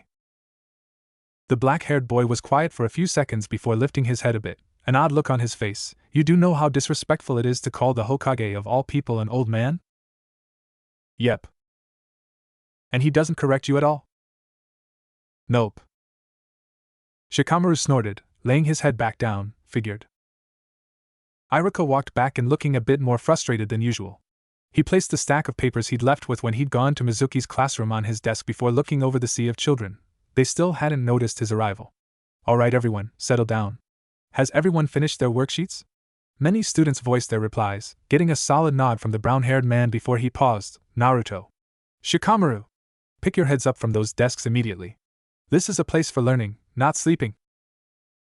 Damn, Shikamaru groaned, lifting his head from the desk and leaning back against his seat. An annoyed look formed into his forehead. Naruto, doing the same, only grinned widely. You're so lazy. And you're a smart ass. He smirked. Whatever. The two 8-year-olds chuckled in the back of the class. After class that afternoon, Naruto had run all the way to the Hokage's office, easily evading shinobi who were supposed to keep unwanted visitors at bay. However, upon seeing the blur of yellow and orange pass, they knew that they couldn't stop him even if they wanted to. Despite how much he'd grown over the last several months, nothing would stop Naruto yelling out, Gigi. Hiruzen merely chuckled to himself, hearing the boy from the hallway outside his office door. He waved to one of the ANBU agents standing quietly in the room to open the locked door for the academy student. He smiled as Naruto walked in with a questioning look on his face. What can I help you with today, Naruto? The old man asked. Can you help with this problem I've been having? The boy huffed in exasperation, placing his backpack on the chair, rummaging through it. Like what? I just want to know why these. He pulled out the 4 scrolls he'd purchased from Noboru's used weapons and scrolls shop a month ago. Haven't worked? Frustration was clear as day on his face. I can't get them to do anything at all, Naruto explained heartbrokenly. The third Hokage picked up one of those old scrolls, opening them and reading the contents on the side before accidentally letting out a snort. He covered his mouth to keep himself from laughing. One mere glance at Naruto's shocked face made him lose it momentarily. I apologize, Naruto. He ended with a cough, stifling his laughter once more. Gigi. He gave the old man an incredulous look. This isn't funny. Why aren't these working? I want to apologize again, huh? The old Sarutobi man whipped a tear from his eye from laughing so suddenly before turning his full attention back on the other boy. I'm assuming that the academy hasn't gotten to any lessons on chakra control yet, have them? Naruto tilted his head in question. Chakra control? Chakra control is what every ninja needs to have to be successful when becoming a ninja. Hiruzen explained loosely. To have this scroll show you the contents inside in full detail, you need to move the chakra from your body into the scroll. Here, it'll be better if I show you how it works. Come closer. He waved a hand, watching him walk towards his desk. Hiruzen started to slowly feed the scroll some of its chakra, both watching as characters and words started to slowly appear around the drawn circle in the middle of the scroll. Then, all of a sudden, a fish popped into life lifelessly as the fish was quite dead. That's probably what the revival and medical revival scroll meant. There was only a moment of silence between the two before Naruto jumped to life. Whoa! Do you know how I did that? The older man questioned with an amused tone, using a bit more chakra to reseal the scroll, the fish and words disappearing with a poof of smoke. No, but it looked cool, he admitted, still in awe. Hiruzen chuckled again, pushing the 4 scrolls back across the office desk for the academy student to collect. Well, I used chakra control to carefully push my chakra out of my body and into the scroll. The reason you couldn't open the scroll is that kids your age don't have any chakra control whatsoever unless you come from some more prestigious clans who train their heirs and people at a young age. How do I get it? The blonde-haired boy asked immediately, practically vibrating in excitement. You've got to train yourself to do that. He smiled, watching the enthusiasm and determination burn in the boy's eyes. How? The older Sarutobi man stood up from his chair, waving again for the boy to follow him. The two walked over to a wall on the left side of the room where a bookshelf stood with scrolls, books, or obscure items filling the entirety of it. Naruto blinked in amazement, eyes scanning the book titles before looking back to the third Hokage. Hiruzen started to pull out some of the books, skimming over some lines before handing a few over to the blonde. Here you go, he stated. Naruto looked down at them. What are these for? These books are about chakra control and some techniques you can use to better your control. It'll tell you all kinds of things. Background on what chakra control is, how it's used, side effects of having bad chakra control, and many chakra control exercises. Hiruzen explained loosely. I suggest you start with just researching about it. Don't try to do those exercises in one night. I know how you like to rush things, so I just ask that you take your time with chakra control. It could help you in the end. Thank you so much, Gigi. Naruto gave the older man a genuine smile, beaming up at him. I won't let you down. I know you won't. The third Hokage reached his hand out, ruffling the boy's blonde locks with a somber look in his eyes that was quickly replaced by a smile of his own. I will say, when you do attempt some of these chakra control exercises, do note that you may not immediately be able to do it.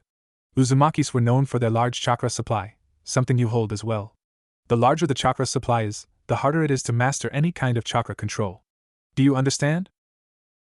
The 8-year-old paused, a surprised look in his eyes after learning something else about his clan, one he never really heard about but held so much adoration for. He looked at the swirl on his jacket, something that everyone wore that represented the late Uzumaki clan. Naruto smiled at it before looking back to the Hokage. I understand, Gigi. Hiruzen laid a hand on his shoulder. Alright, now if you have any questions about chakra control, just go ask Irika. They'll be starting chakra control lessons within the next year, so he'd be the best person to ask instead of myself since I'll be busy with my duties as Hokage. Alright, Gigi, will do. With that, Naruto sped off back to his apartment, a new sense of determination settling in his soul. The third Hokage watched him off with proud eyes, even walking over to the large windows expanding over the entirety of the village. His eyes tracked Naruto in his run back home before he disappeared around houses and between villagers. He's going to grow up to be a great Hokage, I'd say. Wouldn't you agree, Danzo? The olden man stood against the wall, seeming to have appeared out of nowhere. Hokage? He scoffed, shaking his head. I'm sure he'd do better training under me. Now, Danzo. Let him do his own thing for now. He seems to be doing fine by himself, taking one foot at a time. Hiruzen grinned, facing the man. He doesn't need your training to be greater than he already is. The bandaged man rolled his lone eye, stepping out of the darkness for a moment. I highly doubt it. Eventually, he will need a teacher to help continue his training in a more linear way rather than a rounder one, like how all academy students are taught. Danzo huffed at that, grumbling about the difference in those trained nowadays rather than back then. Your doubts will not make Naruto falter, Danzo.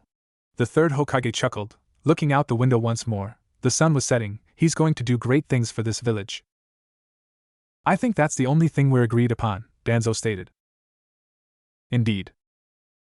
So Shikamaru drawled out, holding out a leaf in his hand, his voice unsure as he continued, I just concentrate chakra into this leaf and hope it burns? Naruto laughed loudly, smacking his shoulder from where he sat cross-legged beside the Nara heir. No, you idiot. You don't hope it burns, it will burn. I haven't been able to get it to completely burn, but it does spark a bit. He picked up one of the leaves that had fallen around them. He took a deep breath, settling his body into a comfortable position as he tried concentrating. Emotion slid off his face as a deep-seated seriousness appeared in seconds. After calming his nerves, sky-blue eyes closed, trying to still himself long enough to control his chakra flow until the leaf started to sizzle. However, upon feeling the heat, Naruto got too excited before losing control of his chakra. A deep sigh left the boy as he set the leaf down, eyes peering open again. He handed the chakra book he'd gotten from the third Hokage last week over to Shikamaru, who lazily took it, reading over the lines and instructions for this specific chakra control exercise. Well, it's definitely interesting. The Nara heir drew out. I've been trying really hard to get this down fast, but I'm struggling a lot. Gigi said it's because of my Uzumaki blood and how they have large chakra reserves, but it's disheartening a bit. Naruto ran a hand through his hair in his frustration. I need chakra control to even open up those medical revival scrolls, and I probably need it too if I want to heal anyone. He let out a huff before falling onto his back, staring at the cloudless sky. Shikamaru was silent for a couple of minutes, a nice breeze filtering through them. I think it's because you're starting with the wrong kind of chakra control exercise. That got Naruto's attention, blue eyes suddenly staring down the other boy. What? Ugh, what a drag, he mumbled out before positioning the book to where the blonde could see it. Look at the leaf-burning exercise you showed me. There's a spot here that says you need minimal chakra. If what the Hokage says is true, you're unconsciously putting too much chakra into such a tiny leaf, meaning that it'll just sizzle as it did before. Are you serious? Naruto blinked widely. Wait, does that mean I'll never be able to control my chakra? No, you troublesome brat. It just means you need a different chakra control exercise to start with. Shikamaru flipped through the book a few pages after the leaf-burning exercise before stopping, reading over the page quickly. He showed it to the other boy again. This is tree walking, which allows shinobi to move up and down trees without the use of their hands. And this one is water walking. Basically, you could run over water without falling in or getting wet even if the water is choppy or uneven. The blonde-haired boy held his hands out, being handed the book by his friend. He read over the 2 sections carefully. This seems really advanced, he mumbled out. Because it is. You usually wouldn't attempt this until you were in a genin team where your teacher could watch over you to make sure you didn't hurt yourself or push out too much chakra. The Nara heir explained, finger motioning to different sections of the page. But if you want to learn chakra control so bad right now, these 2 will be your best bet. To first learn it, you have to balance how much chakra output you're using to get the feel of it before it'll start feeling natural to you. Plus, a tree or a body of water is going to be a lot bigger than a tiny leaf, meaning your chakra will have more places to move out. Shikamaru, have I told you how much I love you? Naruto leaned forward hastily, hugging the other 8-year-old over the shoulders. His hands immediately went up, not used to hugs, as a deep red blush started to travel across his face and down his neck. He didn't know what to say. Not even he and Choji hugged, and they'd been best friends for years. Shikamaru moved slightly, patting the other boy's back lightly before the blonde finally drew back, face bright and happy. So how do I do it? Naruto eagerly asked, eyes lit up in excitement. Shikamaru cleared his throat, motioning to the book that had somehow managed to fall into his lap. Well, you see. Naruto paused, arms outstretched in front of him as he braced for impact. He had, unfortunately, lost his concentration and was now falling back to the ground. Sure, the pain his back would feel would be something he'd feel for days, but he had done it. For just a brief moment, he'd finally reached the top of that damn tree. At the last moment, the blonde-haired boy had covered his head, protecting it as he finally hit the ground. Naruto let out a loud groan, rolling around for a moment as he recollected himself before sitting up and looking over at the dozing Nara. Did you see me, Shikamaru? The other boy grumbled out, eyes drooping as he stared up at the clouds forming above them. It would probably rain tomorrow, he suspected. He pouted, rolling his blue eyes before grabbing at his head in pain. You know, Naruto started, you could act a little excited. I will when you can actually sit on that top tree limb by only walking up to it, not running. Shikamaru peeked an eye open, lazily pointing at the abused tree. Plus, look at it. You've practically burned the soles of your shoes into the trunk. You're still pushing out too much chakra when you run up the tree. But lessen the amount a little bit more, and you should be able to walk up the tree with no problem. He finished, not even catching the start of the other boy's sentence.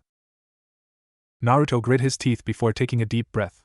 There was a familiar feeling of failure starting to creep up at the back of his mind. Shikamaru?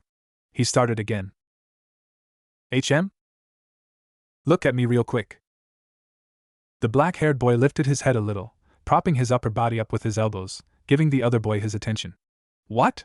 He blinked slowly, a little annoyed. Can you please help me? I can't do it, Naruto asked quietly, glancing away before he could gauge his friend's facial response.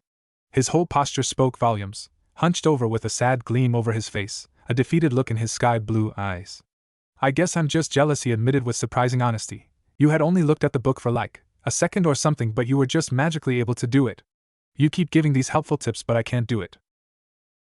Shikamaru stopped, paused, and really looked at the boy sitting across from himself. The poor tree that had been abused by the blonde's chakra control exercises simply outlined his shrunken body, as if continuing to torture Naruto in his inability. Look, the Nara heir began, sighing to himself, the only reason I was able to do it was because I had been given lessons on chakra control before I even got into the academy. My old man taught me the basics of it, just enough so that I could use our clan jutsus. Most of the heirs in Konoha have probably been taught the same if I had to be honest. Oh, so it's because I don't have a clan that I can't control my chakra, the blonde-haired academy student grumbled to himself, frustration clear as day in his voice. That's not what I meant, and you know it. Shikamaru bit back before giving the other boy an exasperated look. Stop being so troublesome for a minute, and just listen. Naruto pursed his lips and thought before sighing, I'm sorry, I didn't mean it. I know. He rolled his eyes. What I meant by my earlier statement is that I've had longer training than you when it comes to controlling chakra. If it makes you feel any better, I wasn't successful in controlling my chakra for almost a week. You should be proud of yourself. You've been working on this for a day, and you've almost made it to the top of the tree. But I still haven't gotten. He raised a hand, stopping him once more. To put it in perspective, I don't think that, if I had to start over with chakra control exercises and the tree walking one was my first one, I doubt I would have been able to reach the height you have in a single day. Oh. Yeah, oh. If Shikamaru had been closer, he would have probably smacked the back of his friend's head for being so dense. Look, you're doing fine so far. You'll get there, I promise you. Maybe you just need an incentive. An incentive? The Nara paused, rubbing the back of his neck in thought before moving to sit up from his cloud-watching spot. He started gathering their things strung everywhere on the training grounds. All of Naruto's scattered books and papers that had been sitting in a pile were tucked into the folds of Shikamaru's arms before they were deposited back into the blonde's backpack he'd brought with him. What are you doing? Naruto asked quietly, having been watching all the while. You'll see. He loosely explained, throwing his friend's backpack over his shoulders and grabbing their lunches that the two had brought with them. Shikamaru moved past the stunned blonde towards a new tree, one that was thicker and wider than the last one. A thought to give the previous one a break of sorts had crossed his mind. The Nara heir pushed chakra into his feet, walking all the way up to the highest branch that was thick enough to be sat on.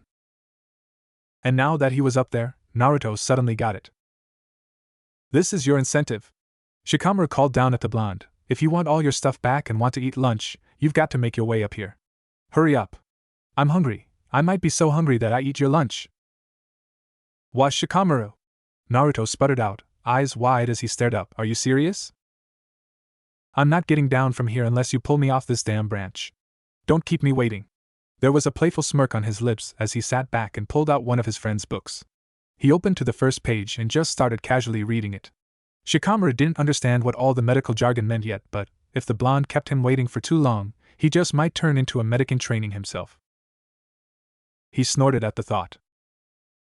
I'll make it up there, just you wait. Naruto shouted out, getting into position to run up the tree again.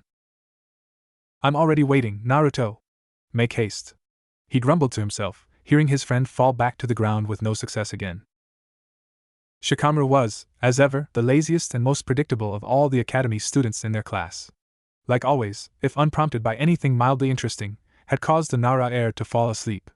He hadn't realized it, as most do when it comes to unprompted naps. It must have been in between him making fun of all the weird words in Naruto's chakra control exercise book and getting lost looking up at the clouds showing between the tree's foliage. However, as many Naras before him have experienced and despised equally as much, his slumber was interrupted, albeit slowly, but interrupted nonetheless. This disruption wasn't due to the dull ache and uncomfortable pain he felt in his lower back that was slowly becoming more and more prominent as he was waking up. The odd sleeping position most likely came from Shikamaru's subconsciously sinking further down the tree limb he'd been perched on. It hadn't even been from how part of his face and the majority of his right arm had started feeling excruciatingly hot. Both parts of his body had been facing the sun in its downward path to kiss the horizon. He probably had a sunburn from it, if he had to be honest with himself. What had actually woken Shikamaru from his nap was this deep, instinctual feeling that he was being watched for some time. The academy student pried his tired eyes open and almost immediately startled completely off the tree trunk upon staring back into another pair of orbs.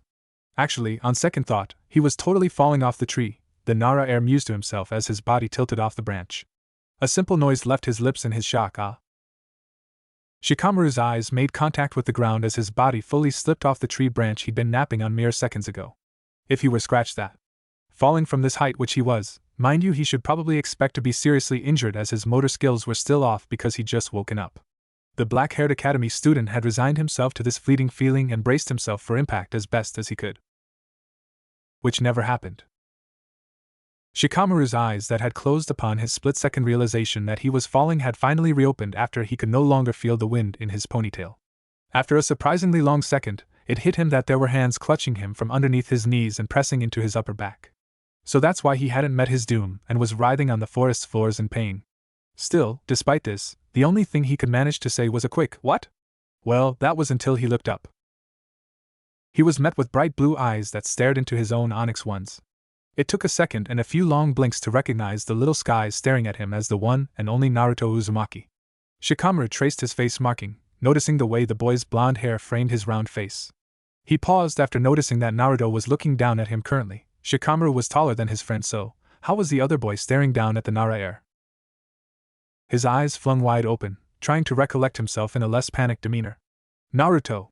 The black-haired academy student practically shouted out, "You're upside down." Shikamaru's eyes flickered quickly from where the other boy's feet were flustered directly underneath the tree limb the Nara air had fallen from before bouncing back to their position with a renewed sense of panic. The way Naruto's back was arched forward, neck craning to keep level with Shikamaru's head, looked like a painful position. And the amount of raw strength the other 8-year-old was showing was astounding. To Shikamaru's surprise, the blonde was still holding him in his arms, cradling the Nara air close to his chest to prevent him from hurting himself should he fall from this height. "Well, yeah?" The blonde-haired academy student laughed heartily, responding to his friend's shriek. Now that Shikamaru was getting a better look at his friend, he could tell that Naruto was looking rougher than the last he remembered him being before his unprompted nap. "You're still upside down." Shikamaru waved a hand between themselves and loosely, towards the forests. Naruto furrowed his eyebrows, shifting the other 8-year-old in his arms for a better grip. Isn't that the point?" The black-haired academy student groaned loudly, smacking Naruto's forehead with the back of his hand. To the Nara's surprise, he still didn't lose his concentration and control over his chakra. "Geez," he grumbled out, pouting a bit, "don't just hit a guy like that." "Sure, whatever, you troublesome brat. But can you I don't know move so we're not literally hanging from a tree?" He clung closer to the other boy's chest, the ground looking tauntingly up at their position. It was starting to give Shikamaru a fear of heights. "You could drop me at any second and I don't really feel like falling right now." The black-haired boy buried his head into his friend's neck, no longer having the stomach to look down. "I won't drop you, Shikamaru, promise." Naruto beamed down at him, still upside down. "Naruto, please." There was a little bit of panic in his tone, but Naruto let it slide for now. The blonde laughed heartily, pulling the Nara boy impossibly closer before starting to bend his knees. Shikamaru could have laughed at the face of concentration on his friend had it not been for the fact that he jumped off the tree branch. It wasn't his proudest moment when a very high-pitched shriek left him. Not willing to look at the world spinning around him, the sky and forest floors merged. The blonde-haired academy student twisted midair before making contact with the side of another tree before bounding back to the tree that he'd been practicing chakra control on, and settled Shikamaru on his feet by all the stuff the Nara air had stolen to use as an incentive. The thing that had gotten him in this situation in the first place. "I hate troublesome people like you," Shikamaru grumbled out, hand placed delicately over his racing heart. Naruto pouted, crossing his arms over his chest. "What? I don't get a thank you for saving you from falling off a tree limb?" He leveled his onyx eyes with the other boy, snorting after a second of mutual staring. "Fine."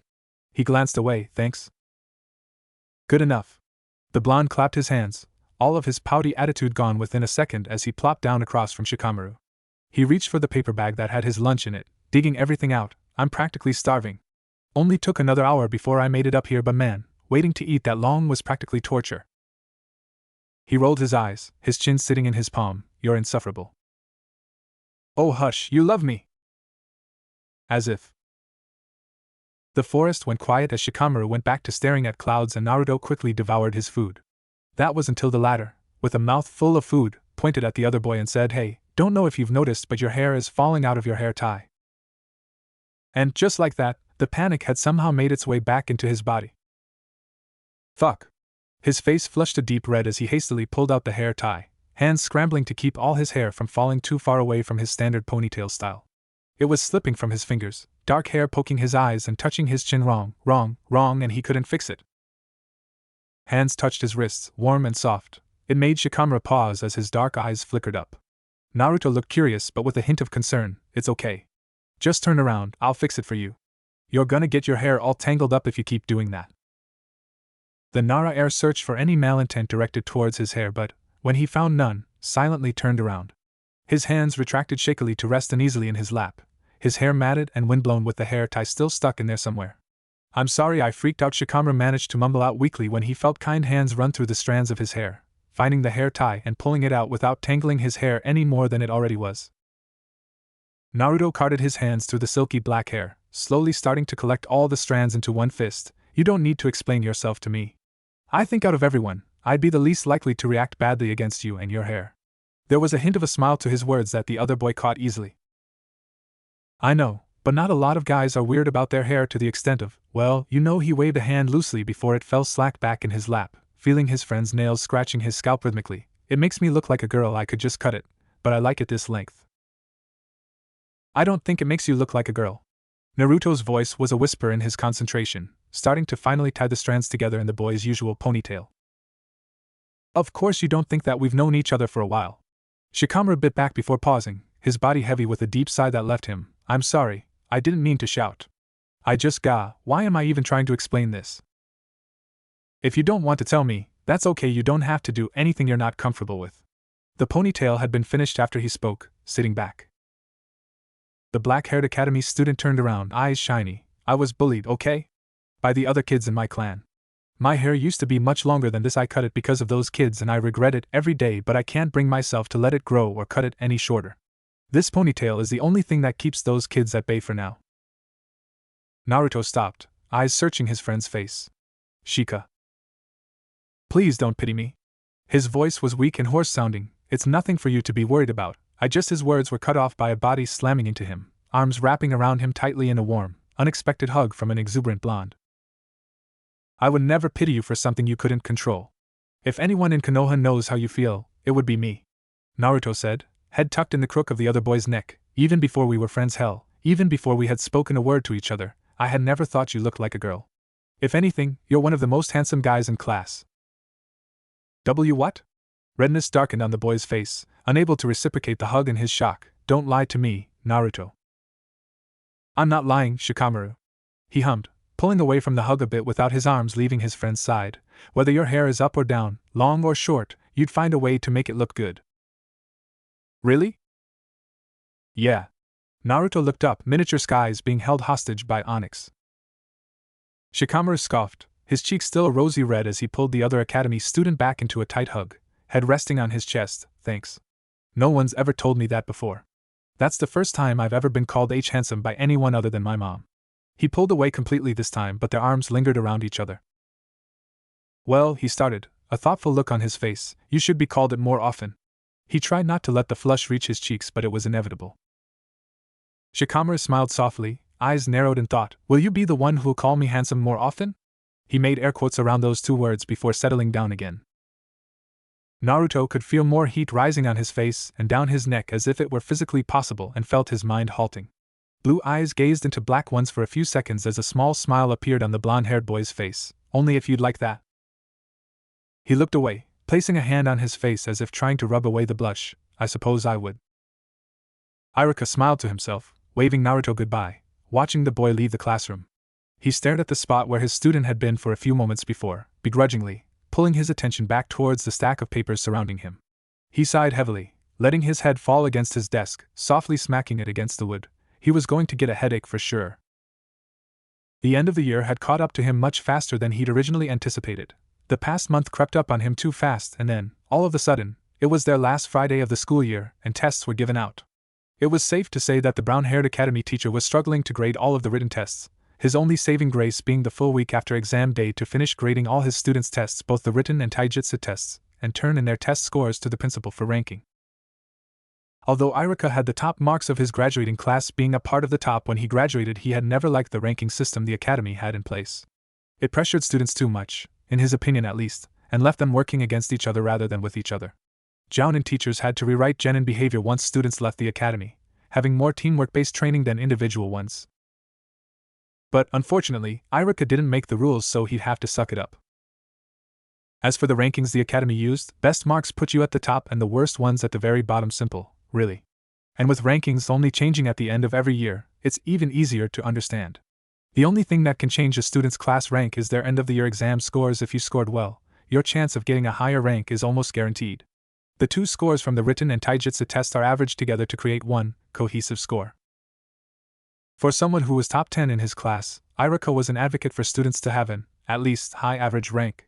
If the average class size is about 25 students, he'd suggest being somewhere between the 11th and 15th rank. It's usually best to stay high average rank so you're 1, never left him, and 2, struggling to understand a lesson.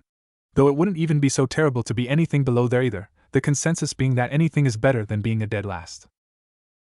Iruka lifted his head up from his desk. That word puts a sour taste in my mouth. His mind cooed out without prompting, moving to continue grading tests. Students with a rank of 5 or higher, 1 being the very best, are considered the gifted ones and are praised by jounin teachers who hope to gain one of these students for their genin teams. Those who are at the bottom, the last rank of the class, are unfortunately known as the dead lasts. It's a shame that they're considered as such, but there's not much a teacher can do, as these types of students are usually lazy, irate, and never do their work or listen to lessons. Over the last 2 years that Iruka had been teaching this specific batch of students, whose tests lie in front of him untouched, the person who's been the dead last has been Naruto. This year, though?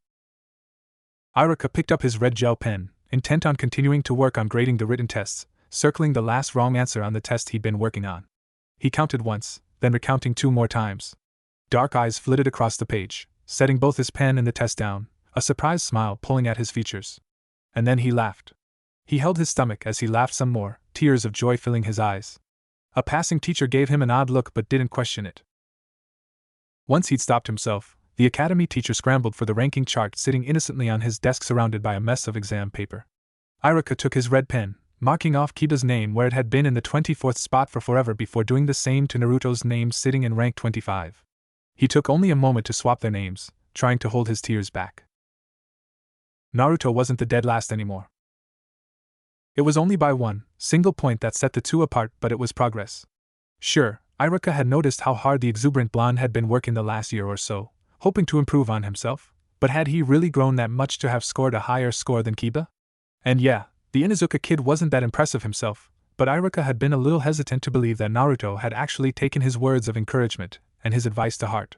If he could kick himself for not believing that that kid could do wonders, he would in a heartbeat. Iruka was so unbelievably proud of his student for pushing past what no one thought he could. And to top it all off, Naruto had even come into the classroom to ask if he could receive some summer tutoring that the academy offered every year after exams were over. It had surprised the brown-haired academy teacher so much so that the man had nearly fallen off his chair, scrambling to the chalkboard to write Naruto Uzumaki hastily down under the summer school section. It had made the blonde laugh heartily before disappearing, exclaiming that he had some training to do. Iruka reached for another exam to grade. He couldn't rest with there still being work yet to be done, but allowed another softer smile to crawl across his face. This might be the only school year that he'd ever been happy grading dozens of exams. So, I just concentrate chakra into this leaf and hope it burns? Choji's unsure voice flitted through the forest. Shikamaru shook his head, a huff of a laugh escaping him. No, you idiot. You don't hope it burns, it will burn. He paused in his aggravation to realize that he just said the same words Naruto had said to him only a month ago. The boy could have laughed at that but merely shook his head. Here, let me show you. The brown-haired boy rolled his eyes, leaning back on his arms, staring incredulously at the other boy. That's what I was hoping you'd do in the first place, idiot. Ignoring Choji's words, he picked up one of the leaves that laid in a pile between the two of them, the heirs having picked them off the trees earlier. Shikamaru held the green leaf between his index finger and thumb, eyes squinting in concentration. Any emotion he held left his face, a deep seriousness Choji had never seen in his best friend appearing suddenly. It wasn't even a moment later that it ignited, burning to a crisp before crumbling to dust in his palm. So, that's how the Nara era was interrupted by a shriek and a large splash of water coming from the bank. Both Choji and Shikamaru looked over to the river, watching a blob of blonde hair pop out from the water. Naruto sputtered, coughing out any water that was in his throat, and some even oozing out of his nose. Both heirs cringed at the sight. Shikamaru cupped his hands around his mouth, amplifying his words across the clearing. You okay? Naruto responded back with a simple thumbs up before dragging himself out of the water, chakra helping him get a grip on the river's water. He was back on his feet in no time, trying to steady himself with chakra over the slowly calming waters. The auburn-haired boy tilted his head. Do you think we should stop him? He's been at it for almost 3 hours now. Oh, there's no stopping Naruto if he's determined enough to accomplish something. Shikamaru chuckled, leaning over his legs, elbows planted into his knees while his hands supported his head. The two watched their blonde friend continue to practice water walking with some success, mostly failure though. Don't worry, he started, he'll be fine. If we think he's drowning, we'll just go after him. It's not like either of us can't swim. Even if we can swim, I don't like to. Choji huffed with a smile. Neither do I, Shikamaru countered. They both snorted, amused. So, back to this leaf-burning thing. The other motioned to the pile of leaves in between them again. How long have you known about this? A couple of months, I think. Naruto was the one to mention it to me. The 8-year-old motioned to said blonde just as he fell into the water again. They paused in their conversation, anticipation settling deep into their chests as they watched the water. Even if they could see that Naruto had some luck with water walking, they still liked to make sure that he got out of the water okay. When he did, giving the two a thumbs up once more, Shikamaru began again. I was able to learn it pretty fast. I mean, after everything Dad taught me, it was a no-brainer exercise. And the tree walking? Yeah, that too. It wasn't too troublesome, either got it in under an hour. The boy shrugged as if the feat itself was nothing too interesting. Choji pulled out a bag of barbecue chips from his backpack, motioning with his head at the river. What about what blonde bimbo is doing over there? He held out the bag for his friend to have some. He's not a bimbo, Choji.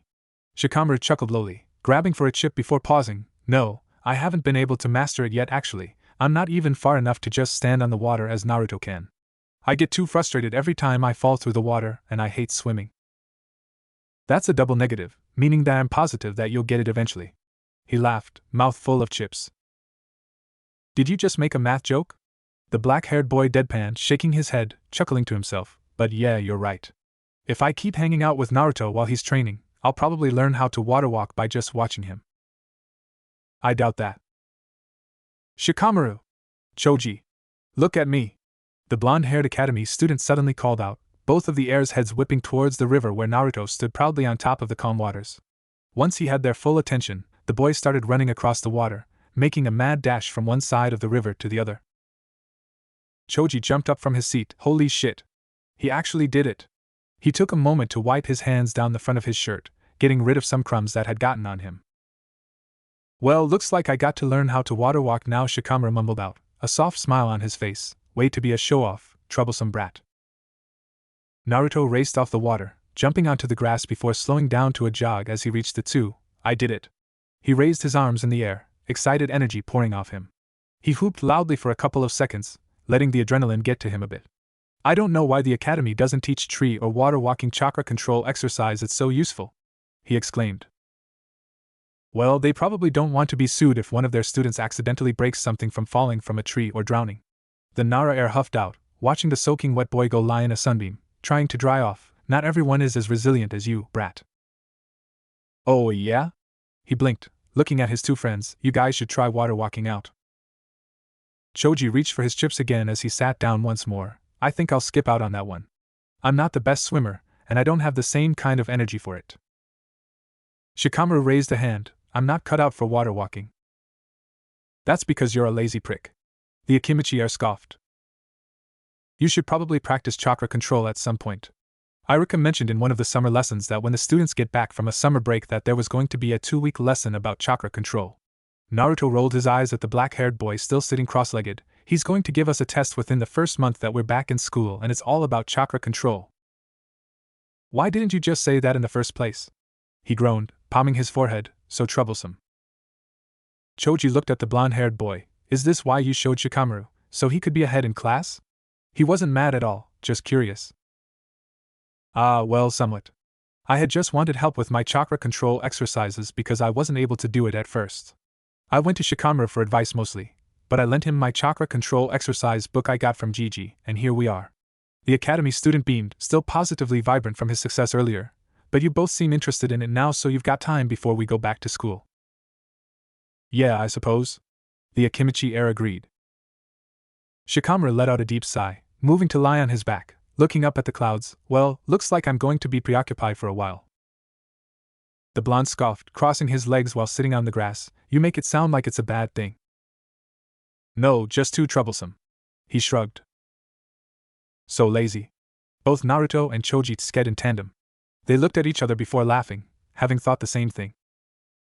Ugh, the Nara groaned. You know, Shikamaru, being that lazy can have some serious side effects, and it seems that you are completely unaware of them. The blonde-haired academy student started, smiling softly. He gave the other boy a sideways glance from where he laid. Side effects? Sounds fake. Oh, but it's not. He nodded to himself, being offered some chips by Choji. Oh, thank you. Naruto allowed himself to munch on the barbecue-flavored chips before continuing. Being lazy can cause side effects that can rust away from your creativity, destroy your motivation, and make your long ambitions remain that of a distant dream instead of reality. You'll begin to feel physical stagnation in certain activities, and there'll be significant negative effects on your personal and professional life. In general, you'll begin to experience unproductiveness and see yourself being late to important events. The list goes on and on, though, so I won't bore you too much. Why are you just describing my clan? Shikamaru blinked with a bored expression on his face. Those aren't side effects, that's just who we are. Choji laughed out loud, pausing only to cough loudly as he had a mouthful of chips. He silently choked as tears filled his eyes, his body convulsing in laughter. Holy s shit, he coughed once more before huffing out a laugh. That was the funniest thing I've heard in a long time. I'm totally telling your mom and dad that. He poked his best friend, mirth in his eyes. The Nara heir sneered, you better not. Naruto shook his head in exasperation, standing up and reaching for his shirt and pants that he took off before he'd begun his water walking training. Well, this was fun and all, but I've got to head out. Both heirs groaned, almost silently begging him to stay. I have some late night studying that I want to do before bed. That's so boring, Choji commented, throwing his empty barbecue chip bag back into his backpack. I know. He chuckled, see you later, Choji. And good luck with your chronic laziness, Shikamaru. The black-haired academy student waved, shaking his head. Thanks, Naruto. See you later. There was a pause between the two heirs before Choji scoffed. Don't. He warned. I'm never letting you live that down, you know that, right? Choji commented. Shut up. Naruto sat up in his bed, notebook surrounding him as he continued to further his research. His eyes looked towards his bookshelves, the 4 medical revival scrolls that were gifted by Noboru sitting untouched for over a couple of months. The blonde-haired academy student hadn't messed around with the scrolls yet, heeding Hiruzen's words carefully. I just asked that you take your time with chakra control. It could help you in the end. He had mastered the tree-walking chakra control exercise as well as finally getting the water-walking one down, but was he ready to take on a medical revival scroll? Naruto wasn't sure yet. All of his research told him that the final step in becoming a medic is to, well, medically revive something, anything really. The scrolls are for training a person's chakra to take on a less volatile blue and turn itself into a calm green. This soft green hue that was always described in his books was medical chakra. It's almost scary to think that Naruto is this close to learning how to utilize medical ninjutsu. Had he really come this far in less than a year? He shook himself out of his thoughts, tearing his eyes away from the scrolls. They would have to wait, he mused, getting up off his bed and pulling out a book from one of the shelves. The blonde-haired boy made his way back to his bed, flipping to where he last left off. Over the last week, Naruto had been trying to make progress in this beefy book. He had gotten through nearly half of it by this point. He had been given this book by Iruka during his first summer course, his teacher saying that there was most likely some interesting material inside that he thought Naruto could potentially use in his medical ninjutsu studies. Speaking of the extra courses, you could only imagine the blonde's surprise at being the only student there for the first day of summer school. Iruka sheepishly apologized to him, mentioning that, while summer courses were always available for students' use, not many chose to continue furthering their education. In Iruka's words, who would want to keep going to school when you could have a 3-month vacation instead? To which Naruto responded, I guess only I would wish that. They had a good laugh out of that before starting their first lesson. The 8-year-old smiled to himself at the thought, searching the page in front of him for the last paragraph he ended on last night. The section he was currently on was merely just theories surrounding different aspects of using medical ninjutsu. The only one that's been confirmed so far by doctors and specialists is that medical ninjutsu can not only be used in healing but can now be used in combat. The concept was established by, you guessed it, Tsunade Senju, one of the greatest medics in the world who used her medical prowess to fight. While it was certainly unorthodox, Naruto had especially wanted to learn about using his medical knowledge for fighting purposes. The words combat medic come to mind when thinking about being a medic who can fight. However, a combat medic notoriously is just a medic who hangs around on the front lines. They don't contribute to a fight, taking down targets and whatnot. A combat medic's main objective is just to be there for when an ally gets injured, pulling this person back into safety, heal them and send them back into the fight. That's not what Naruto wanted, not at all. What's the point in keeping a fight going if your only medic is just there to watch and heal? Doesn't that just make them sitting ducks, more prone to attack from enemies? The first person that should be eliminated from a fight is the medic, as they're the ones who keep a team up and running. Why don't medics just help in the fight, work with your allies so that any injury sustained is more preventable? Naruto didn't understand it. He's getting distracted again. Naruto pulled out his new notebook, flipping to a new empty page as he started reading. After about an hour, he came across a section of one of the other Sannin, a man by the name of Orochimaru. He wrote the man's name, drawing a line underneath it, and jotting down some information underneath it. The Sannin used ninjutsu similar to that of the medical variety. It was more for scientific purposes rather than healing, but nonetheless, it was his medical skills that allowed him to progress in the science community. Orochimaru used poisons in his combat, the noxious attribute a key part of his kit. It's suspected that he had laboratories all across Konohagakure hidden underneath the ground to create these poisons. Though, as Naruto flipped the page, he found out what horrid secrets the man held. Human experimentation. Experimenting on people is wrong, broke all humane laws, but Naruto would be a fool to deny the fact that the poisons Orochimaru had made were crucial to medics looking to find a way to fight. The book even explicitly said that the man had sold some of his recipes and designs to Sunagakure, one of the most well-known poison-using villages out there. Relations between Konoha and Suna haven't been all that great over the last few years, as Naruto had heard in passing on the streets, making the thought that Orochimaru's poisons were now being used by the village hidden in the sand terrifying. Was the third Hokage aware of this? Of course, he had to have been. Orochimaru was his student after all. Such traitorous things like human experimentation would not have gone unnoticed by the Hokage. That's probably why Naruto's never heard of Orochimaru's achievements up until now. They probably tried to erase the snake Sannin from all history books. All except this one. Naruto looked the book over. The forbidden stuff that man used in his time in Konohagakure, such as experimenting on comrades and kidnapping orphan children for his own sick tests, was wrong. The book talks about the Sannin in present tense, meaning that he's still alive, meaning that he's still out there, Naruto mused to himself rather bitterly, most likely hurting people and continuing his tests. If Orochimaru ever decided to seek revenge on Konoha, then that meant that he would use all his abilities as well as his poisons, something only Hiruzen would know, being the man's former teacher. Only a medic can combat poisons. He would be that medic. The section on Orochimaru was short, but Naruto got what he needed from it, flipping to a new section on meditation. It was a much-needed change from the heartbreaking things he'd learned about the snake Sannin. His eyes flitted across the page, reading an interesting section about meditation. Doctors and medics in the field use a form of serenity to clear and ease their minds. When healing someone or something, a medical specialist needs to have a calm mind to successfully do their job. Freaking out is not going to help anyone. The form they use to achieve this is called meditation. Meditation has been a useful calming agent for many decades, being used in multiple forms of ninjutsu to achieve a maximum amount of serenity. Doctors and medics especially need meditation to greatly increase the amount of healing they can do at once and calm themselves to save lives. Studies have found that it can also help a medical specialist in controlling their chakra tenfold. Naruto read over the section again before narrowing his eyes in wonderment. Meditation helps to calm medics?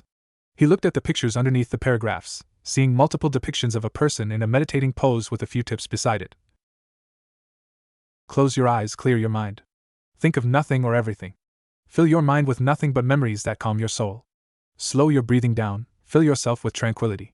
Maintain the serenity for as long as desired. The blonde-haired academy student set the book down, sitting up from his hunched position. His back cracked unpleasantly from being in such a position for so long. Following the pictures in the book, Naruto started to sit so that he was mimicking the meditative position himself. I hope I'm doing this right, he whispered to himself before shutting his eyes, letting out a deep breath. It was easy to slow his breathing, a no-brainer for him, achieving such a small feat easily. Though the part about clearing his mind was quite difficult for him, still thinking about Orochimaru and his human experiments, and fill himself with tranquility. So, he thought of everything the book said, nothing or everything, so why not? Naruto thought of Iruka first, the gifter of the book still lying in front of him. He thought of how the man had always backed him up, proud of every small achievement the blonde presented. His academy teacher was constantly smiling, a bright beacon of hope whenever things turned sour in the blonde's research. Naruto knew he could always rely on the man for anything, something he would have never said about Iruka 2 years ago when they met. He thought that Iruka was like everyone else, another person in the crowd who hated him for no reason. His mind drifted naturally, but surprisingly, instead of following the thoughts of those who hated him, he found himself thinking of Shikamaru. The Nara heir had always been friendly with him, but they never really hung out or thought of each other as friends until that lone game of speed. It was that day that everything changed for Naruto, but, in all honesty, he's glad that Shikamaru has stuck with all the changes the blonde was going through. The Nara was both an aid in keeping Naruto on track but also a welcomed addition in day-to-day life. No longer was Naruto's days filled with wondering when his next meal would be and how he'd have to avoid the larger streets in fear of having unwanted, hateful attention fallen upon him. Now, though, it was filled with wondering if Shikamaru wanted to go to unoccupied training grounds to hang out, begging the Nara heir to teach him how to play shogi. It was filled with sharing snacks with Choji in class, letting each other try the other's favorite flavor of chips, and speaking highly of ramen. His days were filled with laughing with Iruka and keeping up with the class, learning medical ninjutsu during that time. And he was happy. For once in his lonely life, Naruto was completely and utterly happy. Within minutes, everything seemed to slow down. The blonde could hear things surrounding him in a muddied kind of way, the way people were still on the streets talking amongst themselves, and the gradual sound of crickets outside his window. It was the sound of his soft breathing and his neighbor's air conditioner that he realized how calm everything seemed. Naruto smiled, meditating quietly into the night. He did it again. Naruto had read books similar to the state the village was in now. On his off days where he'd take time to relax because Iruka constantly insisted he was going to work himself to death, he'd pick up some fiction books from the library. Most told tales of heroes saving the day and finally getting the love of their life. Simple stories like that always brought a smile to his face. But amongst those were a couple with darker tales, where it feels like the world stands still, silent. Where the air feels thick, where villages feel like ghost towns even with people still walking around. It's reading someone being so completely shell-shocked that their body sways with the wind and their eyes are dark, gray devoid, his mind supplied. It's how his village was now. Naruto had never seen Konohagakure like this. People in varying groups scrambling around the streets, some screaming and crying in alleyways, outwardly sobbing in the middle of the road. They mourned and grieved violently, their tears ran tracks that stayed on their faces for days. Their puffy, red eyes showed pain much greater than the blonde could perceive. The way their hands clawed at their chests made Naruto shiver.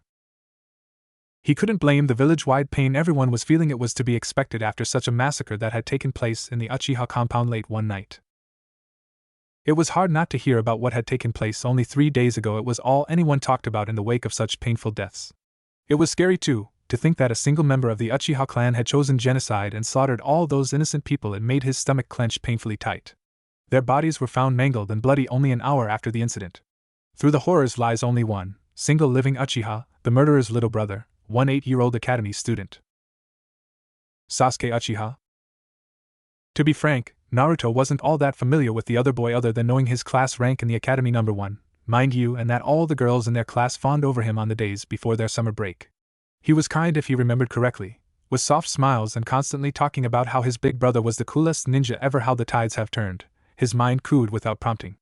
Although the blonde had never held a conversation long enough past formal greeting with Sasuke, he could feel a sense of pain deeper than he was willing to dissect towards the last Uchiha in Konohagakure. Following the days after the Uchiha's genocide, Naruto found himself more often than not wanting to go to the hospital where Sasuke was currently recovering and console him. He could only imagine what was going on through the raven-haired boy's head during his time of grieving.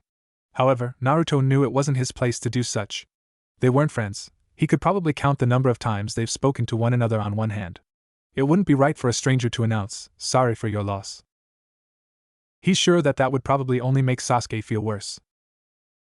So, even though every fiber in his being called him to make an appearance in front of the lone Uchiha, Naruto stayed away. He continued to go to his summer courses and then, later, he'd find himself back at his apartment, continuing his medic studies. This went on for another few days before the ceremonial funeral was held for all the Uchihas who'd lost their lives that night. A line as long as the village itself appeared that day, people lining up to grieve for their loved one, or the clan as a whole. The blonde-haired academy student watched the funeral procession from the balcony of his apartment. For a while, he thought about going to mourn the fallen clan, but for the second time, decided to separate himself from the event again. He didn't want to take a spot in line from a person who had someone to mourn, to say farewell to. Naruto's eyebrows furrowing. How many people had lost the love of their life or their best friend, their fellow teammates or classmates? Out of everyone, he had lost no one. Before Sasuke and he had met in their class, Naruto had never spoken with another Uchiha. Maybe that's why he doesn't feel the same deep sadness that the rest of the village feels. It made him feel, well, a bit worthless, as if his feelings were wrong for not being able to grieve over someone he didn't know. He mentioned this sentiment to Irika a few days after the funeral, doodling over his notebook during a break they'd taken in their lesson. Irika had paused, sitting beside the blonde on one of the benches in the classroom before draping a comforting arm around his shoulders and giving him a side hug. In a soft voice with a smile in his eyes, the man merely stated, "It's okay to feel like that, Naruto. This is a feeling most, if not all, shinobi feel. People we don't know that we're supposed to protect die all the time, and we may feel a sense of sadness that they died wrongfully, but we do not grieve in the same way their loved ones might. Where we felt that we did a great injustice to the ones who fell, others mourn. It's alright if you don't grieve the Uchiha clan like the rest of the village does." And Naruto stopped and stared for a while at his teacher, Irika-sensei? Yes? Did you lose anyone? Irika gave the 8-year-old a grim smile, blinking back tears that threatened to fall. Yes, I did. I lost them all. Were they your friends? The blonde asked in a hushed voice, his stomach churning slightly. Yes, the academy teacher hugged the boy tighter, hiding his face from view as silent tears fell. There was a painful feeling in his chest, one that just wouldn't go away. What if he had lost Shikamaru or even Choji like the way people lost their loved ones during the Uchiha genocide? Finding out that they had been brutalized, killed, massacred, the thought of such a thing cut him deeply, like a knife that had been sitting in an open flame, burning through his flesh. And as Naruto pulled back from the hug, staring into wet brown eyes, he thought of what it would feel like to lose Irika. His throat closed. If he lost Irika, the pain would no doubt kill him. Naruto blinked back tears of his own. Just the thought of losing his teacher made his chest constrict. I'm sorry to bring it up. He had felt hollow. No, never be sorry for asking a question. Irika sniffled, moving a hand to wipe at his student's eyes, clearing the boy of any tears. Your feelings are just as valid as anyone else. It's okay, Naruto. He pulled away and smiled softly. Let's just get back to our lesson. Naruto laid in his bed wide awake that night. He had tried getting his mind off the whole thing, the Uchiha massacre, his teacher's grief hidden behind dark, somber eyes, of the deep sadness running through the village, by immersing himself in his studies, but nothing seemed to catch. It was frustrating. Studying always came easy to him, and it was one of his favorite pastimes. But now, it just felt like words on paper that melding together into things he couldn't understand. It had been over an hour since he'd put away all his notebooks and books back into their proper places on the shelves by his desk. The loose papers he'd been slowly complying together over the last couple of weeks were decorated in a nice, neat pile in one of the four corners of his desk to be analyzed later. But when his line of sight followed his failed studying attempts sitting across the room, blue eyes found their way back to the 4 medical revival practice scrolls sitting on the top shelf. Months it had sat there, months that Naruto ignored its existence. How many Uchihas were medics? Were there even any medics in their clan? The Uchiha clan was a very shinobi-based clan with a population of 98% ninjas, the other 2% being the elderly and children who could no longer service the village in that way. And if they weren't ninjas in the sense of going on missions and reporting directly to the Hokage, they were working in the Uchiha brand police force. Would there still be some Uchiha members left if there had been a medic who could have saved their lives? Naruto's eyes narrowed at the scrolls still sitting across the room, a deep-seated anger pooling in his gut. The feeling was so sudden that it made his throat constrict. He sat up quickly, pushing the covers past his knees as the academy students slid out of bed, drawn to the torn, olden scrolls. Could a single medic have prevented the extinction of the Uchiha clan? Shaking hands pulled the 4 scrolls down, gripping the wooden handle pieces sticking out from either side of the scroll. These scrolls are meant to train medics on how to bring someone back to life. His eyes softened, hands tracing the paper. He sat on the floor by his coffee table, laying the medical revival scroll out in front of him. The blonde-haired academy student unrolled the scroll, hands tracing age marks and holes burned through the paper. Why didn't they have a medic? Naruto sneered, trying to hold back his tears. All this grief could have been prevented if they had just had a medic. His hands flashed blue, chakra pouring from them into the paper underneath. The scroll ignited, drawing his attention as a fish poofed in existence. Unblinking, dead eyes stared back into blue ones. And there, the two stared. Is this how you felt, Sasuke? Naruto's mind cooed, sucking in a breath as a moment of dread flitted through the entirety of his being. I'm sorry there wasn't a medic there for you and your family, Sasuke. And that was his tipping point, the reason for him to finally pick up the medical revival scroll and practice. And that's how chakra passes through the chakra network in the body. Irika finished the section by motioning with his hand to the heart, where all chakra ends up. Naruto finally finished with the diagram of the body and the chakra network in one of his many notebooks, looking up after he'd recapped his pens.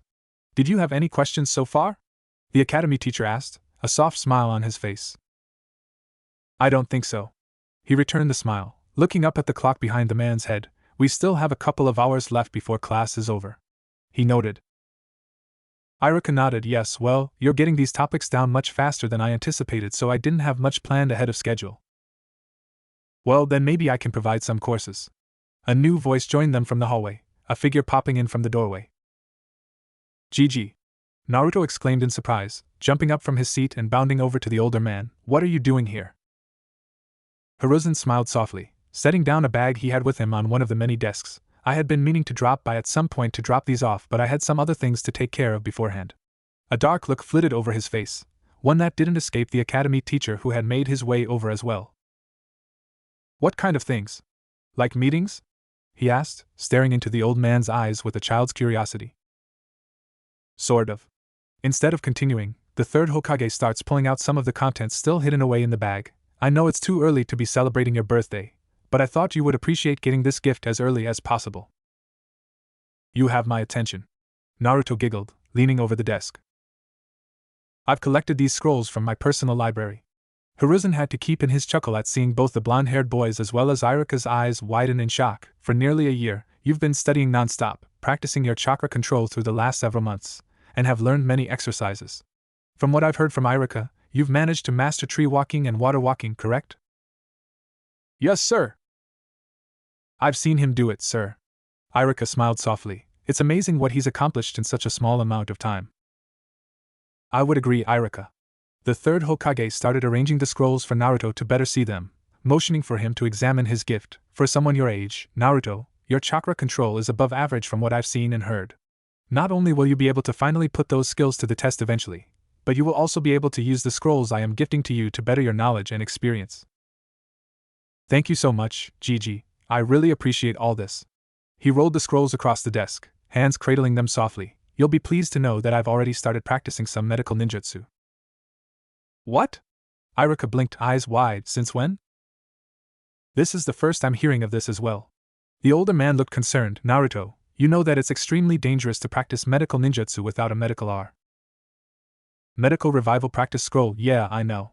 The blonde raised a hand, trying to soothe their worries. I got 4 of them several months back, but I'm only just now dabbling in it. Hiruzen put a hand to his chin, rubbing it in thought. While I am proud that you're finally picking up some medical ninjutsu, I don't really feel comfortable with you practicing that kind of ninjutsu without someone there to assist you in case you lose control and end up hurting yourself in an accident.